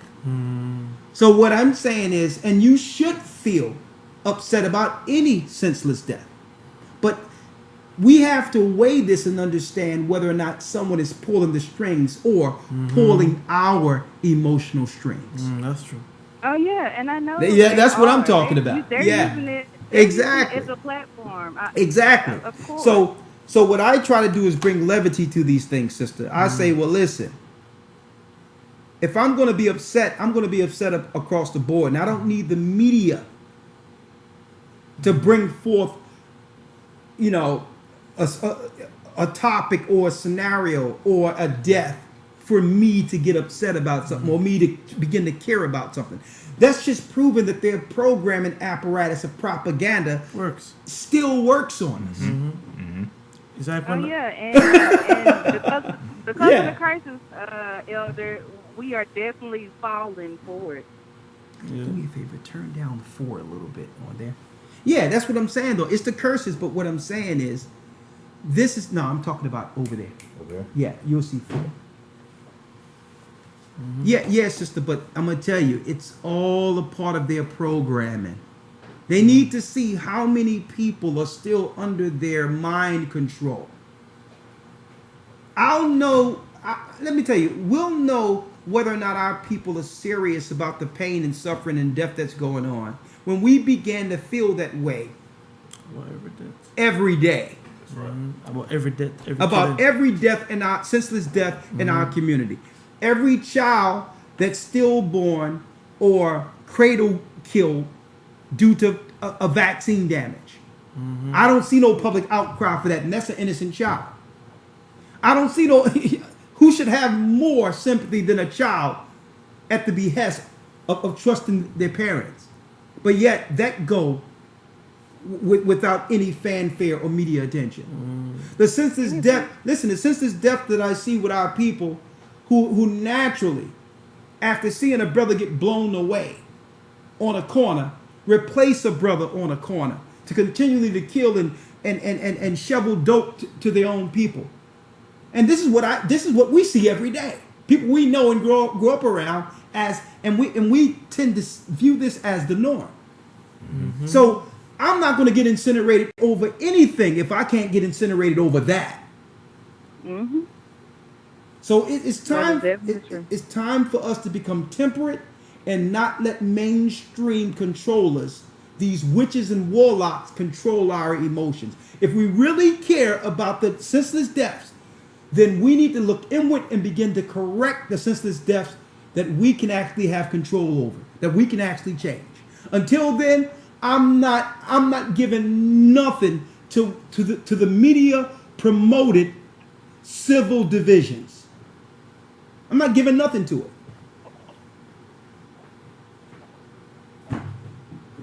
Okay?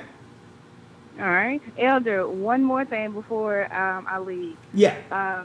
My husband, Randall, you spoke with him the other week. He's still waiting on your call. We're waiting to get in a church in Alabama if we can. So. Okay, I didn't forget you, sister. Okay. All right. Write down her number, lawyer, and make sure you contacted the sister from Alabama here. Mm-hmm. Give me your name again, sister. I'm Ariel, but you spoke with my husband, Randall. Yeah. So I'm just saying, I'm not going to get mad when the media wants us to get mad. I'm fired up. I'm not taking no more. You're sitting there all sweating and Right. getting all riled up, and then what happens? The media's not talking about it no more. You're like, okay, all right, let's go back to sleep. Oh, you see somebody shot? Oh yeah, I'm tired. No justice, no peace. The media not talking about it no more. Okay, all right, what's going on? It's like sports commentary. That's what it is. I'm not going for it no more. So when have we start caring about senseless deaths? When have we as a people start caring about our people dying, innocent dying by the hands of victimizers? When have we started caring? You tell me. When it's happening every day where we all live, and it has nothing to do with the white man. Oh, that's what it is. The death only means something if a white person or another nation is responsible for the senseless death. Oh, okay. All right, what's next? Let's go to the next one. If I could mention also, here's the deep thing about it. We'll come from the march, go back to our community where the heinous crimes are taking place, and won't broadcast it. Because there's an unwritten rule amongst our communities that if you see something, don't say anything. Yeah. Which allows these heinous crimes within our community being performed or perpetuated by our people to continually take place. That's why I like to bring. That's why I'm glad you said that. We need to bring levity to all this. Don't let the mainstream control your emotions. They need you out there. They need the crowds out there. This is what they're doing with their beta test that will lead to them having reason to have the National Guard come out in the state of an emergency during the Civil War. This is what they're preparing for. It's a beta test to see if they can use the media to get you out in the streets. Folks, you better wake up. Wake up. Don't let them pull a tug at your emotional strings like that. Only the Most High should have that power. Only people you know personally in your family, people you know and deal with every day should have that power. Okay? Real quick before you go there, Elder Lawyer. There's a group out there now that used to call on Yahweh. Right? And I'm putting this out there right now because newer people are waking up and they're falling for the deceit. But they used to speak to Christians and say, you can't call on Jesus.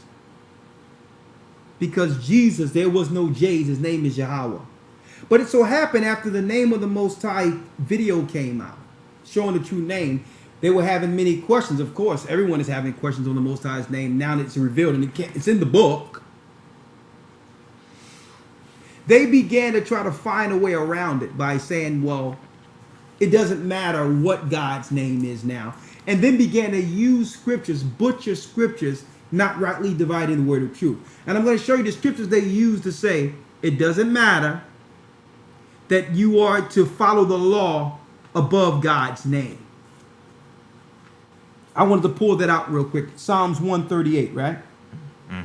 This is where they go. And then we're going to pull it out of the Septuagint to give you the correct context of this, because the Septuagint, believe it or not, is an older translation in the Greek of the Old Testament. And it gives the context of the Old Testament in total clarity. Read Psalms 138 real quick, Elder Lawyer. The book of Psalms, chapter 138, verse 2. Verse 2? I will worship toward thy holy temple and praise thy name. And praise thy name. We know his name is Ahiah. For thy loving kindness and for thy truth. For thou hast magnified thy word above all thy name. Thy have magnified thine word above all thy name. Now you have some deceivers out there teaching that this is saying, as long as you follow the word, it's more important you do that than acknowledging or even knowing the Most High's name. Deceivers. Let's read it out of the Septuagint real quick, right? I need, and let's go here. There you go. In the Septuagint, I need you to read Gocc to give context to Psalms 138 so that no one can get deceived by that, because you get a younger person read that and be like, well, okay, that do make sense. Because all of us might have the name different or wrong or whatever the case is. As long as we follow the law, then that's all that matters. That's a deceiver. Let's read Psalms 138. Read it. Psalms 138 and I will give. Verse 2. I will give thanks. Read the first verse. Okay. I will give thee thanks, O Lord, with my whole heart, and I will sing psalms to thee before the angels, for thou hast heard all the words of my mouth. Come on. I will worship toward thy holy temple. I will worship toward thy holy temple. And give thanks to thy name. And give thanks to thy name, Ahiah. On account of thy mercy and thy truth. For thou hast magnified thy holy name. Thou have magnified thine holy name, because he said, that's my name forever, told Moses. Thou hast magnified thy holy name above everything. Above everything. His name is above everything when you read it in the Septuagint. So don't let deceivers tell you that if you follow the law, that's above the Most High's name. That's deceitful. Okay? Just giving you some information so that you can add to your arsenal. Okay? To destroy the fiery darts of the devil. Okay? Now let's take some calls. Right here we have 941 area code, last four digits 8862. You're live at the Gathering of Christ Church. Someone says, well, his name is Yahweh Shai. Hey, well, hey, brother, you got the freedom to call him anything you want. Shalom. Shalom. Shalom, Elder. Yes. Yes. Excellent lesson. I wanted to thank you guys for continuing to be used by the Most High to do the work. But what's also deep about the name is... So, no, sister, I'm going to let you talk, but it's deep that someone is in our chat who don't follow our church. That we would never be in theirs, mind you. Let's put that out there. I don't know who this person is, and I would never be in anything that any of them are dealing with. From the lowest of them to the bottom, to the top of them to the bottom of them. You will never see any of us in any of the things they're doing. But thank you for supporting the Gathering of Christ Church in our chat. Okay, hit the like button.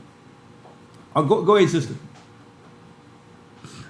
Well, I was saying what is also really deep about the name is the whole reason the Most High is saving Israel is because of his name's sake. Not because of anything we did on our own, but because he made that promise to our father Abraham. Exactly. And he, as the Most High cannot lie, and he is not mocked. So therefore, he has to save it because he said it. So his name isn't polluted and profane.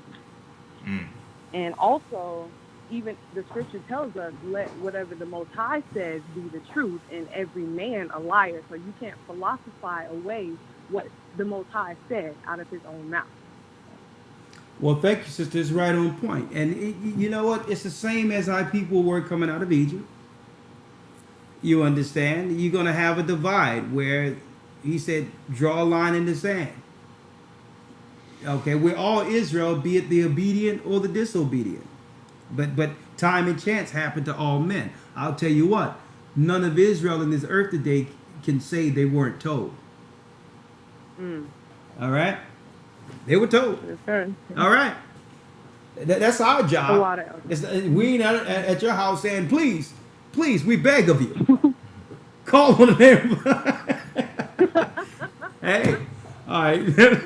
All right, bless you, sister. Bless Gonna put you back in the queue. Thank you. Bye-bye. All right, shalom. Shalom.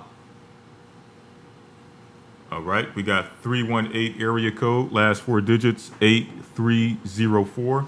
Yeah. Live with the Gathering of Christ Church.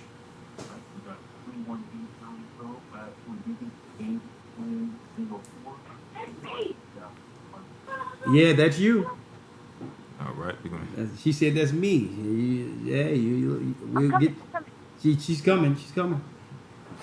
Okay, y'all hear me now? Yeah, we hear you. Do y'all hear me? I muted the TV. Oh, hey sister, you sound fine. Okay, Talk to I us. did it right. Okay, I muted the Lord TV. have mercy. 1 second. Okay. Well, I'm the last result, I guess. I'm the last person. I'm just happy to get get the food seat. Oh, that's why. All right, sister, you still with us? And what I wanted to touch bases on, yeah, I'm sitting here. All right, you cut out for a large stint of what you were stating. Can you repeat that? I'm here. Yeah, could you just go back about like 15 seconds of what you were saying? We lost you for a minute there. Yes. Well, what I was talking about is. Okay, yes. Okay. So we had trouble, like I say, getting on, but it was nothing to worry about because Most High always makes a way, and He did. And what I wanted to talk about is you confirmed when you said define Yah. When you talked about that I was really into that because when I first came in, that's what they were saying. Like it was a nickname for him. And when you broke it down and showed the scripture of, okay, that too also is not, it confirmed it with me because I was like, I don't understand why they was calling him a name like a nickname anyway. But you just clarified that. Yeah. My name is Richard. Just call me Rick. Like the most I got a nickname. Give me a go on, sister. Okay. Yeah. It's ridiculous. So that's what I was. That's what really stuck with me, and I want to thank y'all because y'all are truly the disciples. And, well, we're your servants. We're your servants now. We're your servants, sister. Yeah, I know that. That's what I mean by that. And y'all are humble with it. Yeah, and y'all humble with it. So that's what I'm saying. Okay. So that was basically what it was. Yeah, y'all are humble with it. So that's wonderful. But that's what I was talking about. Every time I can get on, when I get on the right way, I get to understand it. Like it clicks real quick when y'all say things. It automatically, whoa! And I know I'm like an extremist. So I look at y'all can't see me because I'm usually like, yeah, and doing all that kind of stuff. But I want to thank y'all, and we're going to still keep in touch, because He's going to always keep a way for us to communicate, Okay, sister, you brought some great points, and thank you. And hope you follow us from YouTube and beyond. Oh, yeah, I will. All right. I will. All right, bless you. All right, next we have 707 area code, last four digits 2524. You're live with the Gathering of Christ Church. Praise the Lord. Oh my God, I couldn't even say that. Shalom, my brothers, elders. Shalom. Man, I'm surprised I got through. The Lord directed me to your site. It just dropped in. I was doing some other stuff, but it just dropped in, and I started listening, and I've been listening every day. I come across something, I'll send a link to my children's message for them to pull it up and listen to it. You guys are truly a blessing. I was awakened in 2013 to what's going on. I started stockpiling. I moved out of the city and moved into the mountains. Lord have mercy. And then I know, but then I had to come a little bit closer back to the city because, Good my daughter's idea. in college now. God is good, though. He's been protecting my family, my children, my grandchildren. And I just want to thank you because I've been to so many churches, brothers, and I mean so many churches. Sometimes I'll go in there with a hat and some jeans and just be like, you wouldn't, so that they wouldn't see me. And then they wouldn't speak to me when I came in like that. And then I'll come in all dressed up and they'll be like, hi, how you doing? I said, mm-hmm. And I said, Lord, this ain't right. Hold up now, hold up. So you mean to tell me you've been going into churches in disguise? That's what you're telling me? Yes, sir. What's that about? Give me some insight.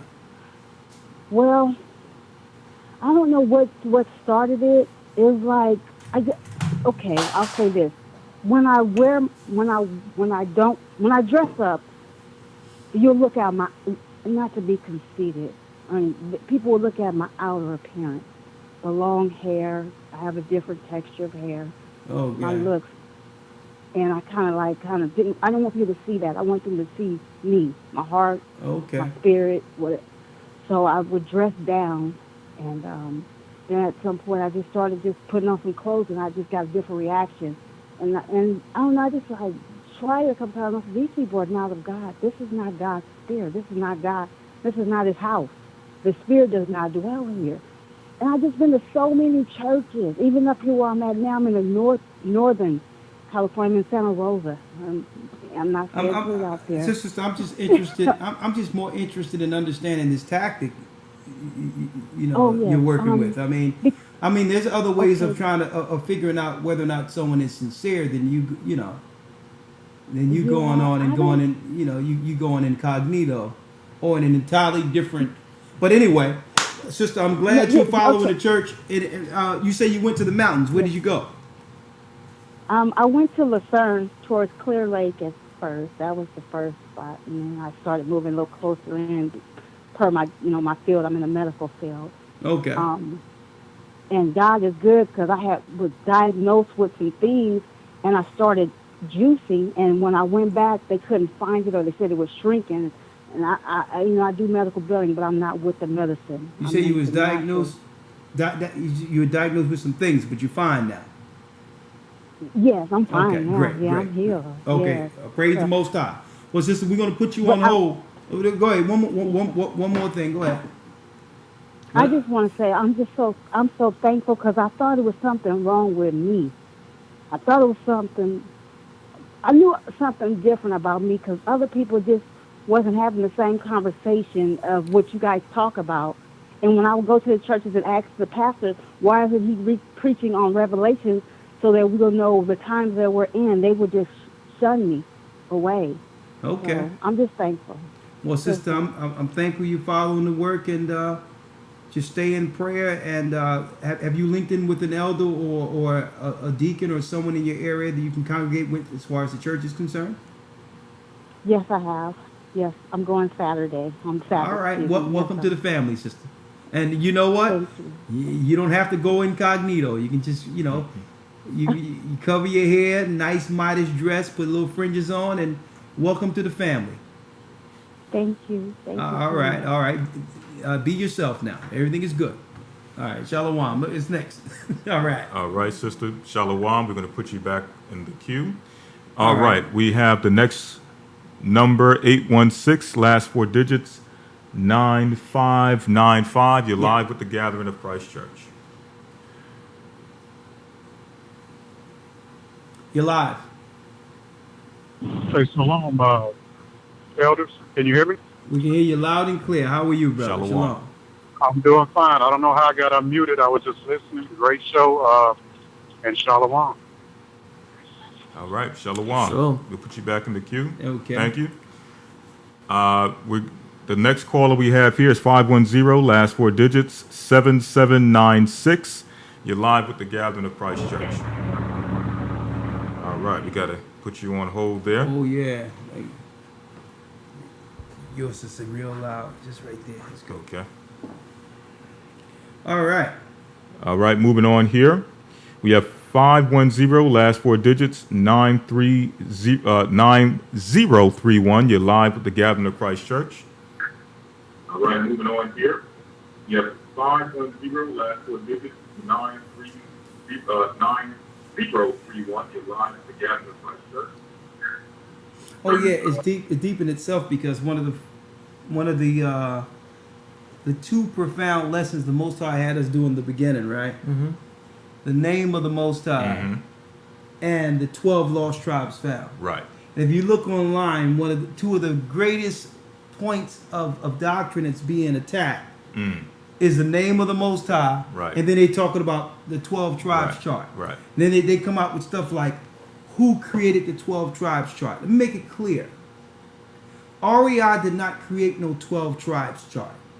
It tell you in the book of Ezekiel 37 that at the end, Judah would be on one stick. It was commanded that the prophets put Judah on one stick and Israel on another stick and join them together so that they can be one in thine hand. And when your children come up and ask, what of these? You can let them know that these are the children of Israel that was taken into captivity and was scattered throughout the four corners of the earth. And that two, which was once split, twain, have now been made whole again through Christ. So let's get man out of the way and stop giving credit to man. REI read the Bible, did some historical research, and just did what the Lord told him to do. Okay? And let me make it clear. All of those tribes on the 12 tribes chart aren't the only parts. As a matter of fact, that's the minimal number of the 12 tribes of Israel. That's not saying the all to end all, but it's a good starting point if you want to talk about North, Central, and South America. So it's disingenuous trying to attack the 12 tribes, saying the 12 tribe chart, 12 tribe chart. Listen, it's a tool that's used to bring brothers and sisters to the word. That's all it is. But not only that, I never seen one person say I'm being baptized in the name of the 12 tribes chart. I mean, give us a break. Go ahead. No, but not only that though, Elder, right? Okay. Who on the 12 tribe chart, right? Which group of people on the 12 tribe chart that the curses of Deuteronomy 28 and the prophecies of the Bible don't fit? Yeah. Who on it? So, when people come with this argument, all right, okay, then cool. Show me. Who on this 12 tribe? I'm going to give you the benefit. Let's say it's fake. It's false. What going on with the North American Indians? What going on with the Aborigines of Australia? Wickedness, if you never know. Straight wickedness. Yeah. You understand me? What going on with the brothers them over there in Haiti? What going on with the brothers them down there in the Caribbean? Through Jamaica, from Jamaica all the way back down to the Eastern Caribbean. What going on down there right now with them? What's going on right now in Puerto Rico? You tell me which one of these, as a matter of fact, Naphtali, what's going on in Hawaii right now? With the land and all the tribe, or how they marginalize the people. So you show me, right? Which group of people on this chart that the curses of the Bible don't fit? Exactly.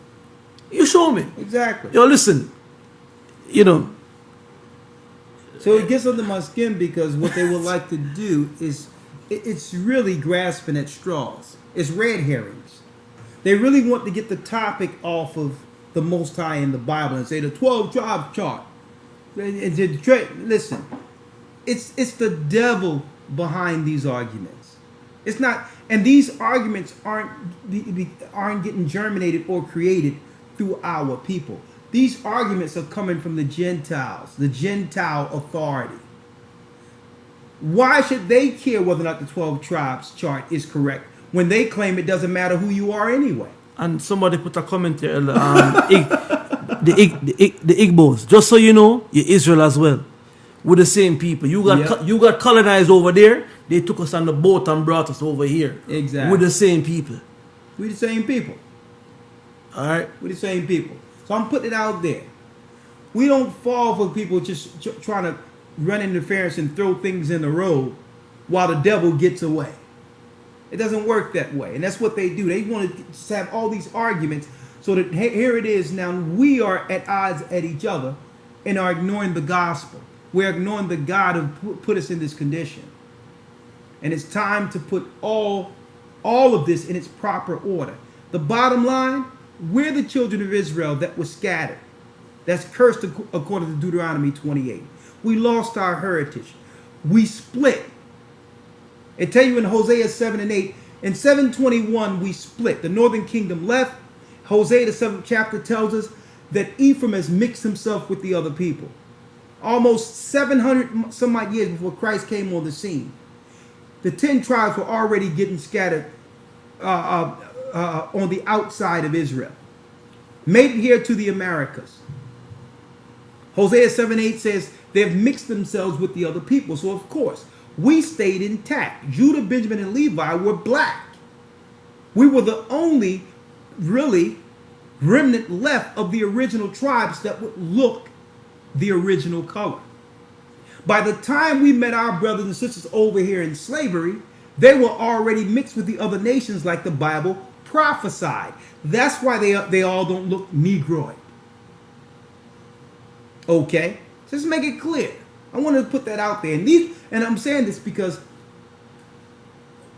leaving your personal feelings to the side, it's going to come a time where you don't judge strictly off of the outward appearance, folks. It's going to come, it'll come to a time in which you graduate to discern between both good and evil and understand how to discern not strictly from the sight of your eyes. Okay? And I'm going to say this. In our Hebrew and Bible Academy, we drop the scriptures. We bring the historical books out. We bring the scriptures out. We bring the understanding more in depth, knowing that you have more time to get it broken down. What? On a theologian level, on a scholarly, historical level. So for those who are not sure or feel a certain type of way, I'm just saying, you need to come into this academy and get this information. Like I drop books here and I drop books there on these broadcasts, but all the books are open during the academy, folks. And it so happened, hey, we still have a few enrollments to let people in right now. So we're only in week what? 3? Mm-hmm. Week yes, sir. 3 coming? What lesson we going into this week? Is it the truth of the fall between Adam and Eve, or it's either that or tracing the serpent seed? So I guess we did tracing the serpent seed. Okay, yeah, we did so that. So we're doing this week. We're doing the fall between Adam and Eve. Right?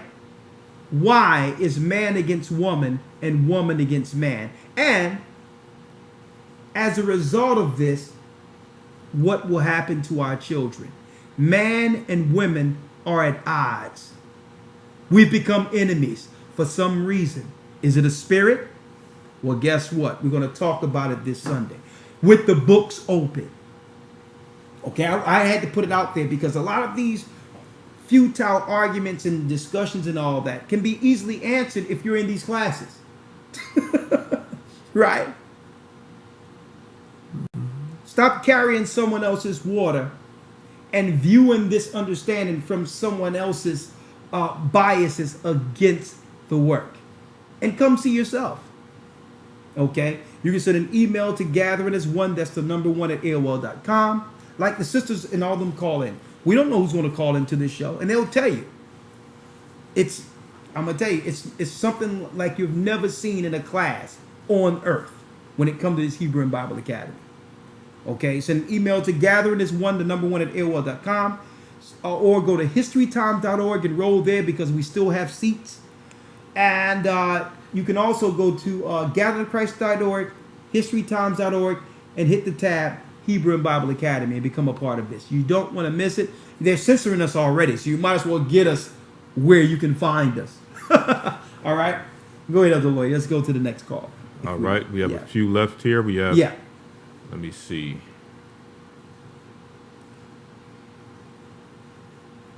think we left off with area code 4. I think we got that one earlier. 412 area code. Let me see here. We have 772 area code, last 4 digits, 1011. You're live with the Gathering of Christ Church.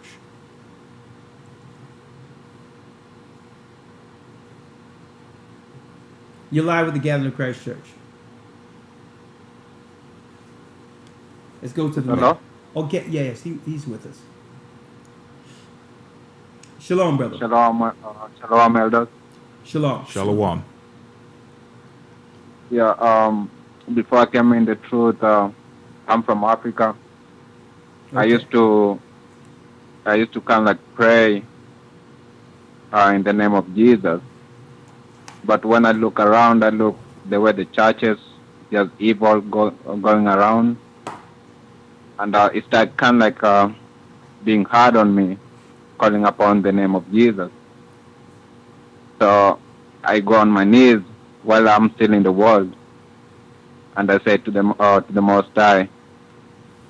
By that time I was calling God. I said, God, I'm not gonna call this name of Jesus, but I'm gonna call it Christ. So from that time I was when I pray, I call upon Christ. So I flew and came here in the United States, and it was the same thing.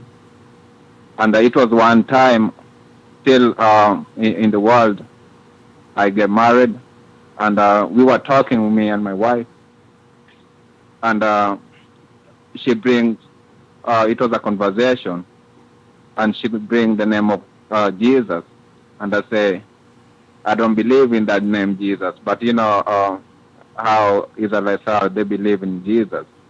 And she told me that was the foolish thing that I came out of my word, or came out of my mouth, from all the way from morning till that time. It was like around afternoon, but I didn't budge. I didn't feel anything. So story short, when I came in the truth, I was viewing a couple of camps, some other Israelite camps, and with the GOCC. So when I came and hear the name of Yeshaya, it clicked on me. I say, you know what, this is the name, because from all along it was hard for me to call upon the name of Jesus while I didn't know. So when I came in the truth and fell on GOCC, and then I hear Yeshaya and Ahaya, I say, I'm not going anywhere. This is the name that I've been longing to hear. And when I pray, now I'm free. I don't feel any kind of fight to call upon that name. Praise the Most High. So it was confirmed in your spirit, right? Right. I know. Right. Hey, I've gone through it. You should have seen, brother, you should have seen when we first got the name of the Most High, when it was revealed and it was in the Torah the whole time. And we all just went to the water and says, listen, it's time to wash. Let's do it. Before the heavens, right here, right outside. Went and got baptized, and then the Most High revealed everything from that point. It's like he gave it to us in increments. He gave us the name, then the gospel, and then the direction. We went out to speak only what he gave us to speak. All right? And I will never forget when the Spirit was revealed in the scriptures. And it came like, listen, let everyone know the mark of the beast will soon be on the earth, that the powers that be are working behind the scenes to set up an electronic system. And you brothers have to make a way for our people, because the Western world is about to change. Our people must begin to make their way, or make an opportunity for them to go eastward. The Most High will soon do away with the curse, and America will soon be judged.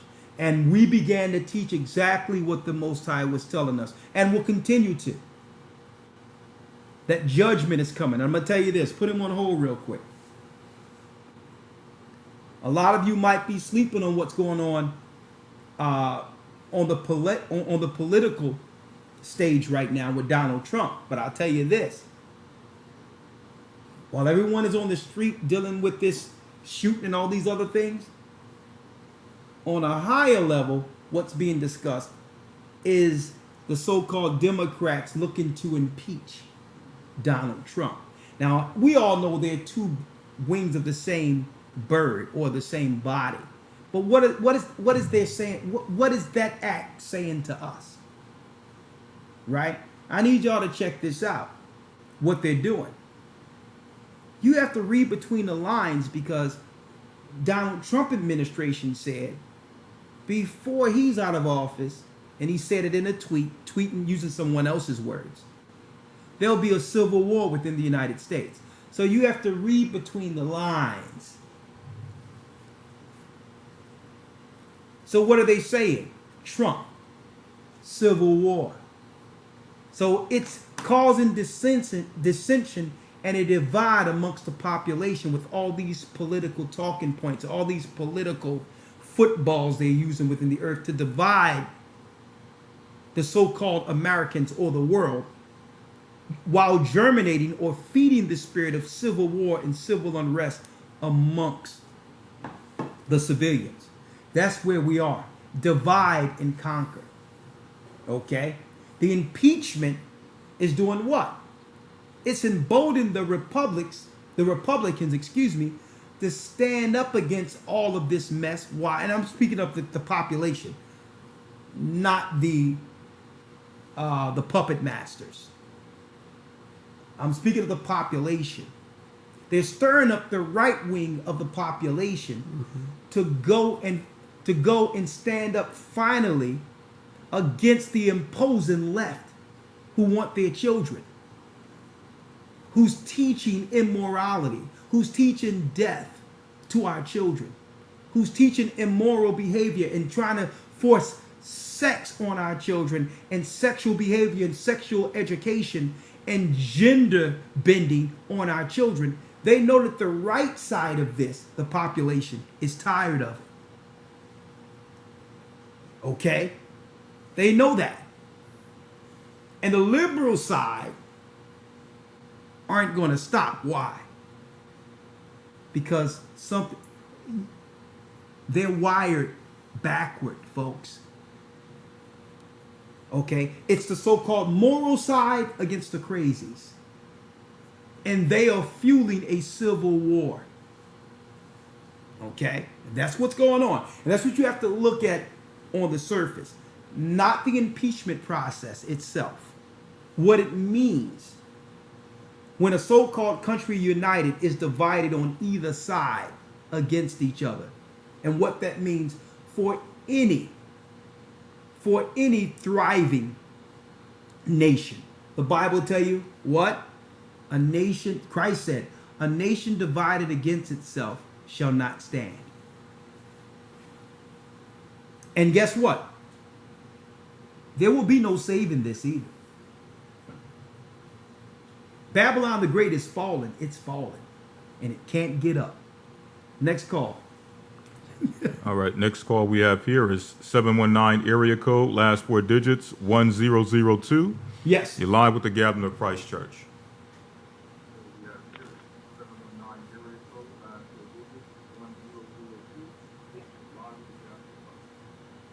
Shalom, marriages. How you all doing? We're blessed by the best, and his name is Ahaya. Talk to us. Shalom. Shalom. I really don't have a lot to say. Just want to say thank you all for putting out the word. It's a blessing to be a part of the Gathering of Christ Church, and may the Most High continue to bless you all. Shalom. Thank you, brother. Right, shalom. I really appreciate your blessing, brother. Shalom. Thank you. All right, next we have And 3-4. I want to say that before you, I want y'all to check out, and you know, a lot of you wonder why we're here at this page, because they have struck our main page again, folks. I want to let you all know. All right. So we're going to be here for the foreseeable future. We're going to take our subscribers from the other page and try to segue into another platform while attempting to save our page. Okay. Now, and I want to talk about this one of these days. I hope it's not violating guidelines. Why it's okay to say what you would like against a man if he isn't gay. And or you can say something against a woman if she isn't gay. You can people can say whatever they want to say about me, and I'm not protected under YouTube guidelines. Right? I'm not protected. Why is that? Aren't we part of the community too? I see people dragging our sisters through the mud all online. Our sisters are being dragged through the mud. Aren't you more valuable than those they're looking to protect, sisters? I need y'all really to think about that. But yet you two don't say, we're not going to allow you to say nothing wrong about a sister anymore. That's bullying. If you say something about a black sister, a sister, that's bullying. That's evil.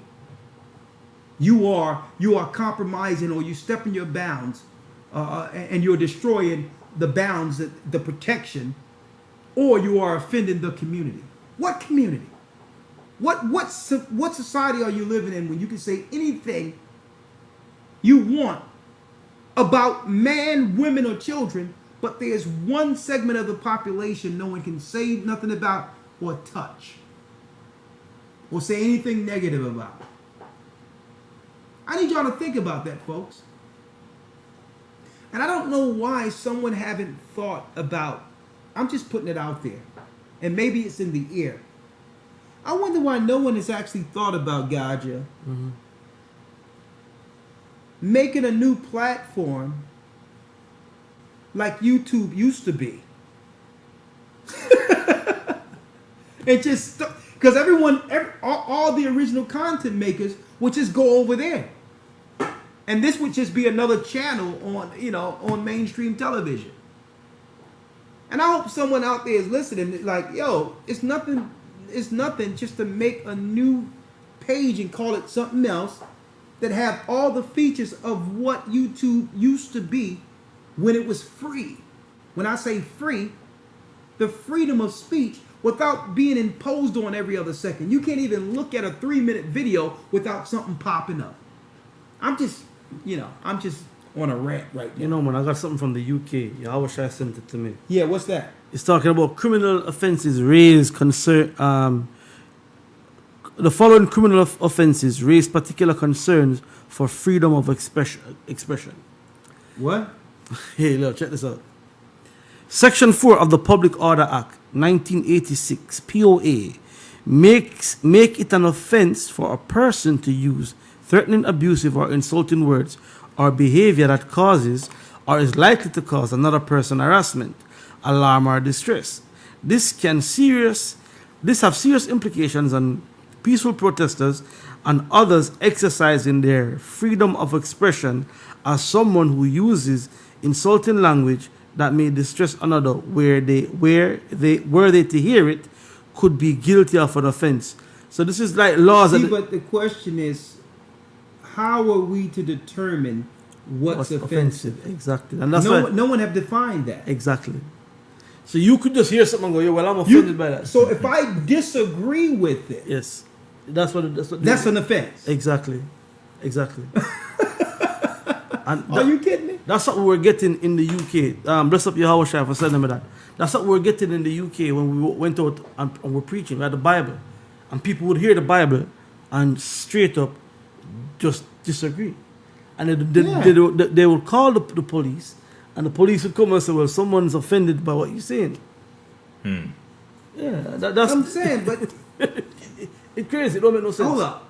Do you not have the right to disagree? You have the right to disagree. And so do I. I have the right to disagree with you. You understand? Like, for instance, if I don't want a man dressed like a woman, reading fairy tales to my child in a library, it's not that I hate that person. I believe that person should do whatever that person wants to do. That's their body. But where do we draw the line in protecting our children? Mm-hmm. That's the question. I have the right to protect my child. The same way, by the same token, I'm not going to just let anyone babysit my child. If I have a young child, I'm not going to let anyone babysit my child. I have the right. I have that right as a parent. Well, I believe that doesn't stop in the home. I believe that care for your child extends beyond your doors until the grave. See? They're trying to take that away from you, folks. And they're trying to say it's hate if you disagree with someone compromising the minds of your children. Listen, I'm going to tell you right now. What a man or woman do in the privacy of their home is their business. There's nothing we can do about it anyway. Mm-hmm. But that's not just what they want. Exactly. If it's in the privacy of your home, I don't have to agree or disagree with it. I don't see it. No one sees it. No. You want us to see it, and you want us to agree with it, and you want our children.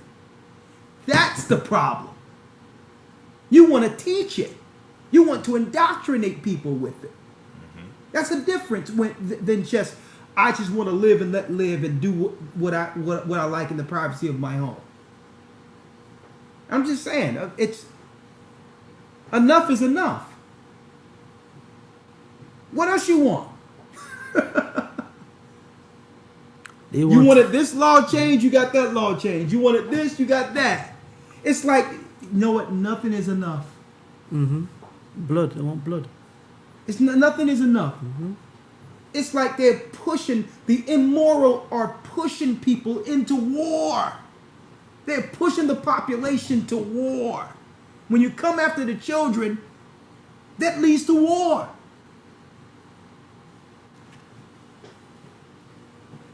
I digress. Go ahead. Were you saying something? Nah, man, these are reprobates, yo. You know, the Bible tells you about the spirit that we're dealing with. Haters of. Let me get that. Yeah. Let me get that out of the Bible. Yeah, Romans 1. Yeah. I don't know if you are allowed to to feel what you're about to read. Let alone read it. I don't know if you're allowed to feel what you're feeling right now, brother. Let me get this, man. I'm feeling the hate off of you right now. I'm feeling the hate. Well, yo, they have to hate me tonight, boy. Get me? They're done trying to censor us. They stop the blog talk. They stop the YouTube. Hey, I've never seen a time where blog talk and a strike on the page happen simultaneously. Like two guys are on a button. Say, y'all ready? 6:30, hit it. Both of them. Mm-hmm. Both of them was down the same time. Same time we got struck on YouTube, Blog Talk wouldn't allow our radio broadcast to go forward. And that's a week after paying. We paid a year's subscription last week to stay on Blog Talk. But go on. Romans 1:27. And let me start at 26. And it says, for this cause the Most High gave them up unto vile affection. For even their women did change the natural use into that which is against nature. And likewise also the men, leaving the natural use of the woman, burning their lust one toward another, men with men, working that which is unseemly, and receiving themselves that recompense of their error which was meet. Meaning that, they got what they deserved. The Most High gave judgment. Verse 28. And even as they did not like to retain the Most High in their knowledge, the Most High gave them over to a reprobate mind, to do those things which are not convenient, being filled with all unrighteousness, fornication, wickedness, covetousness, maliciousness, full of envy, murder, debate, deceit, malignity, whisperers, backbiters, haters of God, despiteful, proud, boasters, inventors of evil things, disobedient to parents, without understanding, covenant breakers, without natural affection, implacable, unmerciful, knowing the judgment of the Most High, that they which commit such things are worthy of death, not only do the same, but have pleasure in them that do them. So even if you like this foolishness, Man, let me tell you, it's so deep because what system would give this particular spirit you've just read, Gocc, the moral and civil high ground?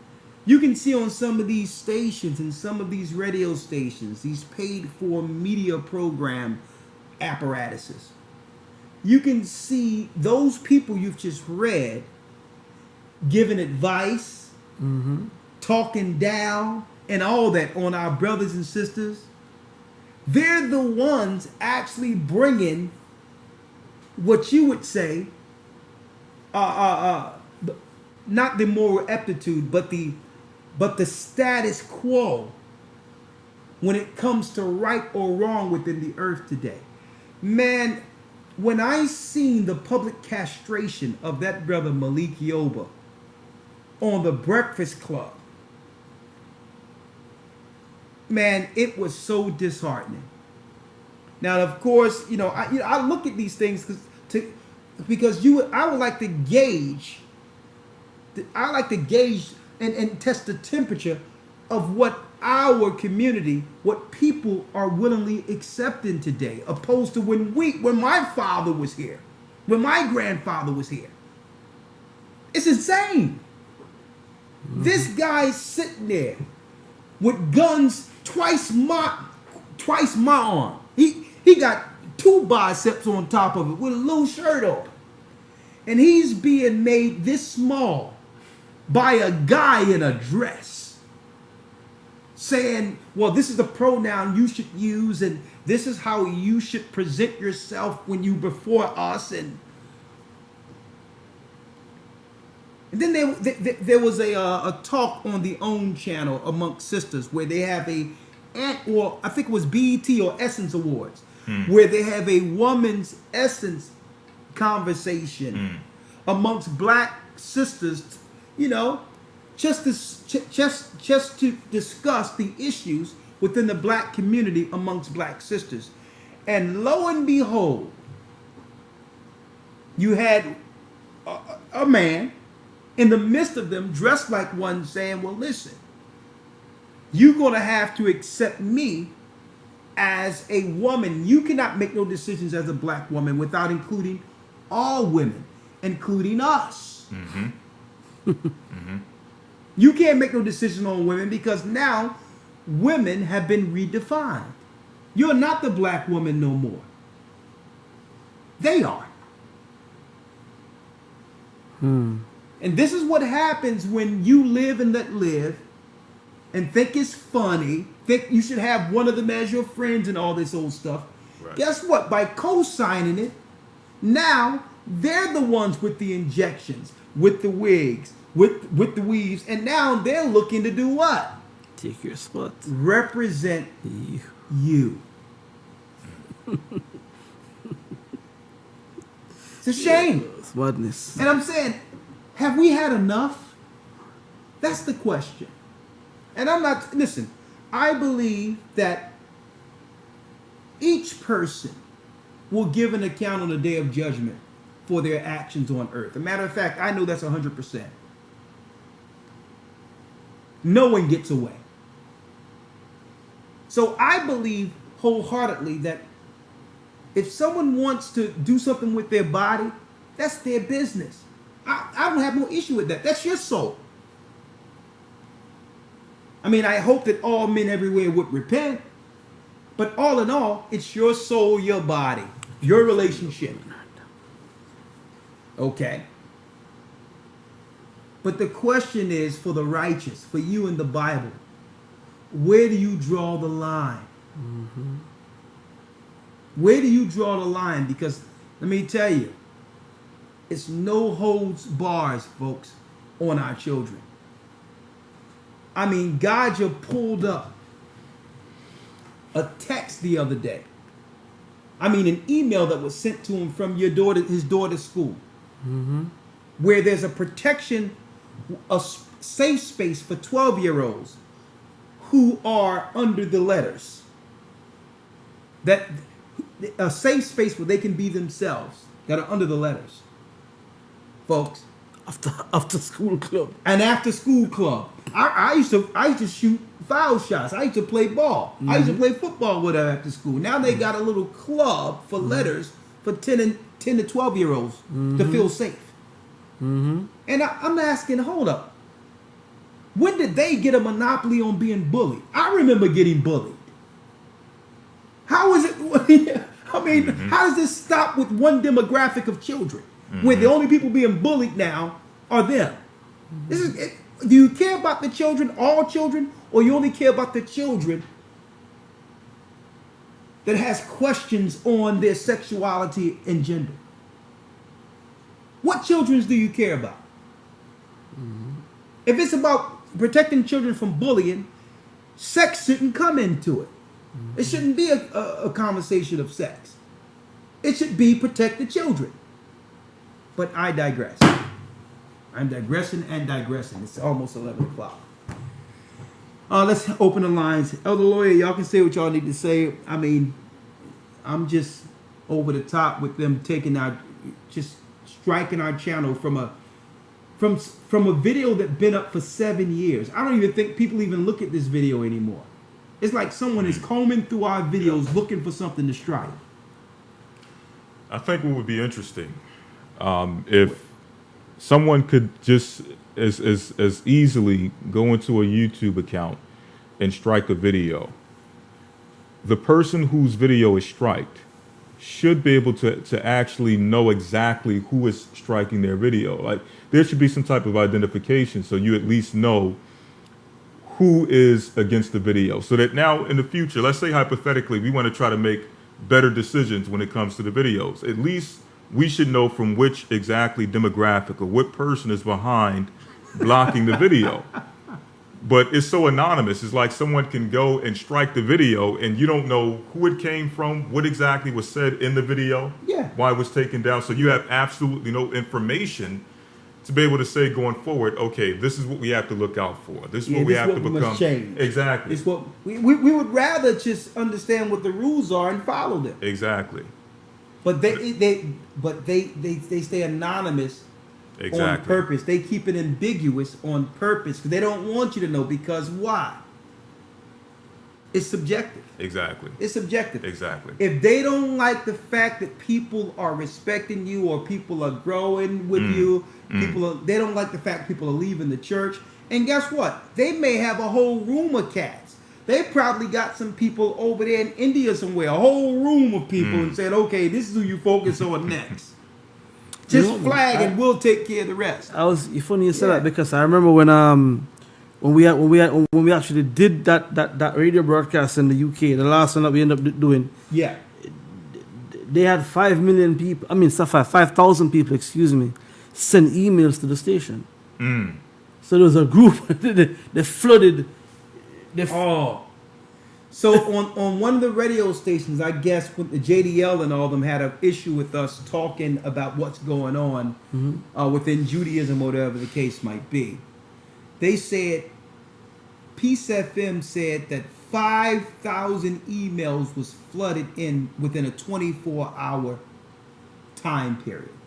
So the only way that could have happened would be one of these sweatshops that have these these troll accounts just send an email. I'm gonna tell you, they have it like that. They have whole shops of people working for $1 an hour, and all they do is sit in front of computers and do what? They subscribe to pump up certain channels, and they flag down the channels. That's a threat to Satan's society. It wouldn't surprise me. So, if they want you up, you're up. That's all that means. And I mean, when you look at the video that got struck down, like we said, it's a video that was done from 2012. Yeah. You with me? Yeah. The content on it was about water. It had nothing to do. It had nothing no to water. Nothing to do about anything. No. And then when you see a strike, and what it's a plan. You with me? And I'm even reading some of the chats right here, and it's like I can't believe that somebody's gonna sit down here for the past 2-3 hours, right? Who disagree with the church and watching this thing. It don't make no sense. Yeah. Yo, man, it's just like those vermin Pharisees that were hanging around Christ. Everywhere Christ goes, those vermin, hey, it's slithering up. Hey, what you say about adultery? What do you say about what do you say about the Sabbath? And do you got fringes? Where's your beard at? I don't like the way your eyebrows look. And I mean, it's scriptural. Like you just said earlier, like they would come out every week to hear the disciples preach. I was on one time. The guys followed me on YouTube. The guys looking at me talking about, I look at Lawyer's beard and look at Elder Ricard's. Elder Ricard is older than Lawyer, and Lawyer beard came fully in. And my answer to the brother was, how would you like my beard to look, brother? Mm-hmm.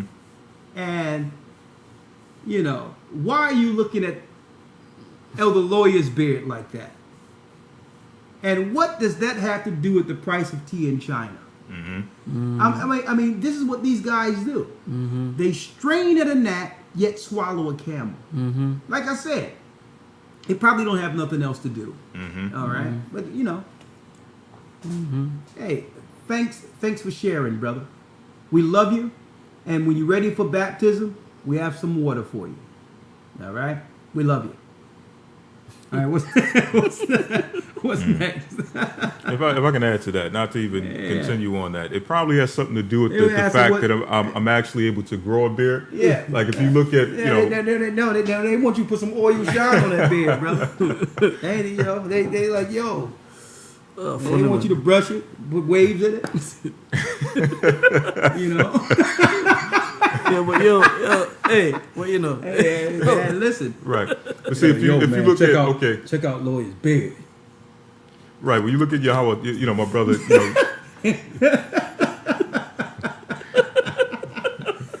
Lord, man, they coming out of the woodwork. I tell you that. But go on. Yeah, I was just saying, just a small example. If you look at my brother Yahweh, he can't grow a beard if he wanted to. Yeah. I'm probably one of the only men that I know of in my family that can actually grow a beard.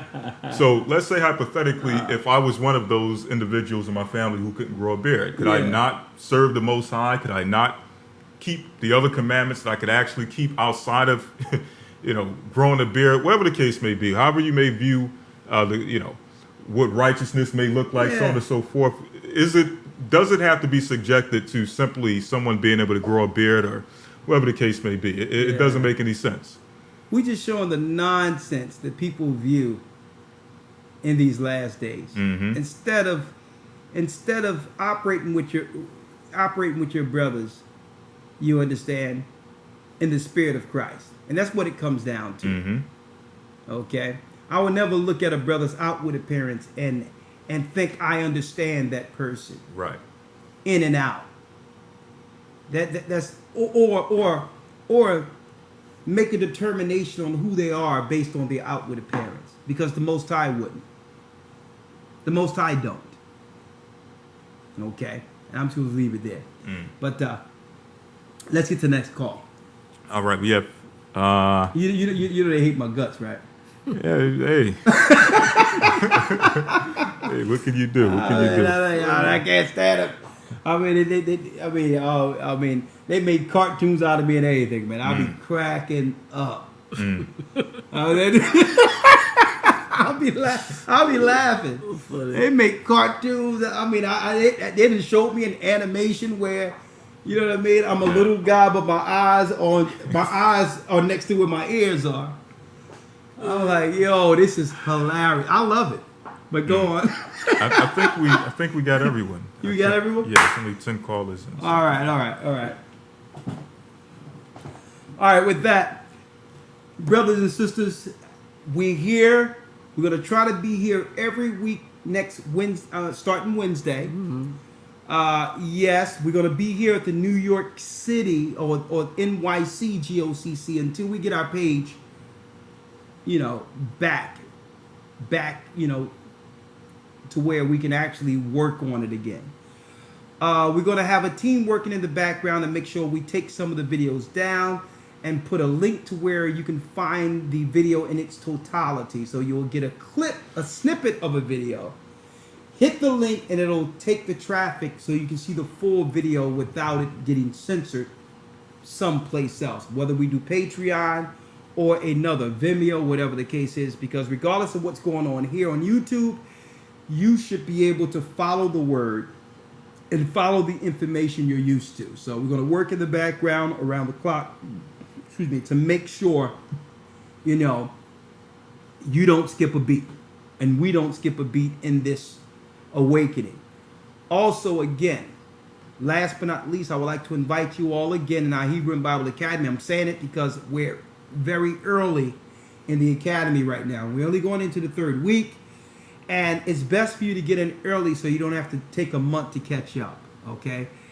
We have almost 3 full months, over 2 months of academy left.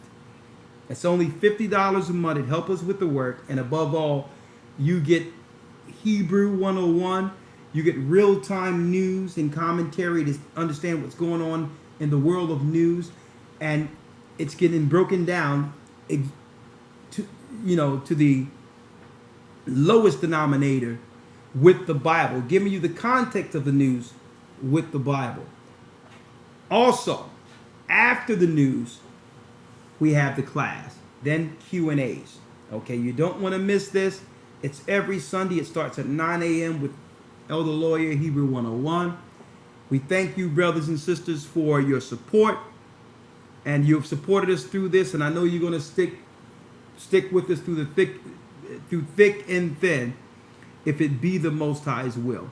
We thank you for your participation with the Gathering of Christ Church, and again, October 13th, music with a purpose.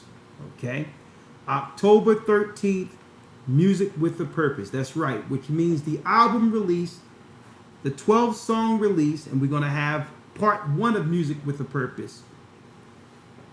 We're going to roll that out October 22nd in Jersey City.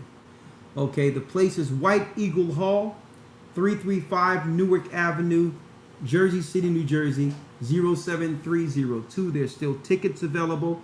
It's only $35. I think all the VIP tickets we have are already sold, but it's only $35. It supports the Gathering of Christ Church media, because we're trying to put together a media team that can really tackle the world like it's needed. I'm going to use media to do so. I'm going to need to deal with these fundraising ventures like Music with a Purpose and other type of ventures to really pump up our media side. As you can see, we need a video team, we need cameramen, we need editors, we need a lot to move this to the next level. So Music with the Purpose will be the first step, okay, into us promoting the music, giving us some nice inspirational music like Make a Nation Like Abraham.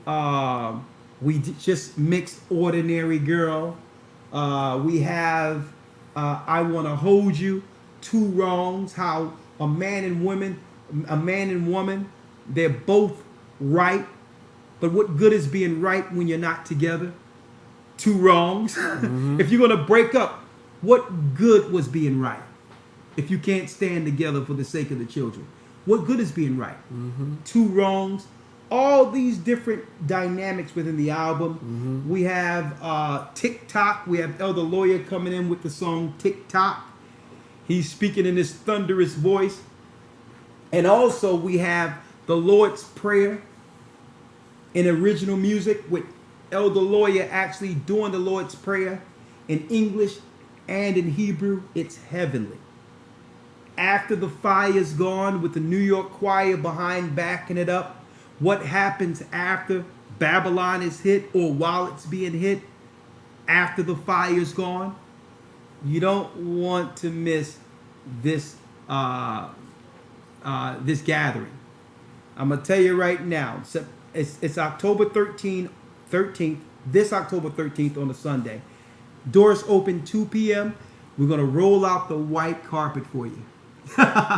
And you can go to Eventbrite or just go to gatheringofchrist.org, tap on Music with the Purpose, and get your tickets right there real time, okay? With that, I love you. Thank you for all your support. We couldn't do this without your help. Like I've said many times before, stay prayed up, sin not. We will soon see Zion. Let's put on a song. Oh yes, to Zion going to be there too. We're going to be doing To Zion, A Slave's Journey. To Zion. Thank you, my brother. I was lost, but now I'm found. I'm a child of Israel. I heard the sound. Please give me the strength to stand today. With my eyes towards the east, show me the way to Zion. Yes, we're going to Zion. Laying my life on the line, I'm begging, please. Please don't let me fall. Give me the strength. Place my feet, Lord God, my path, show me the way to Zion.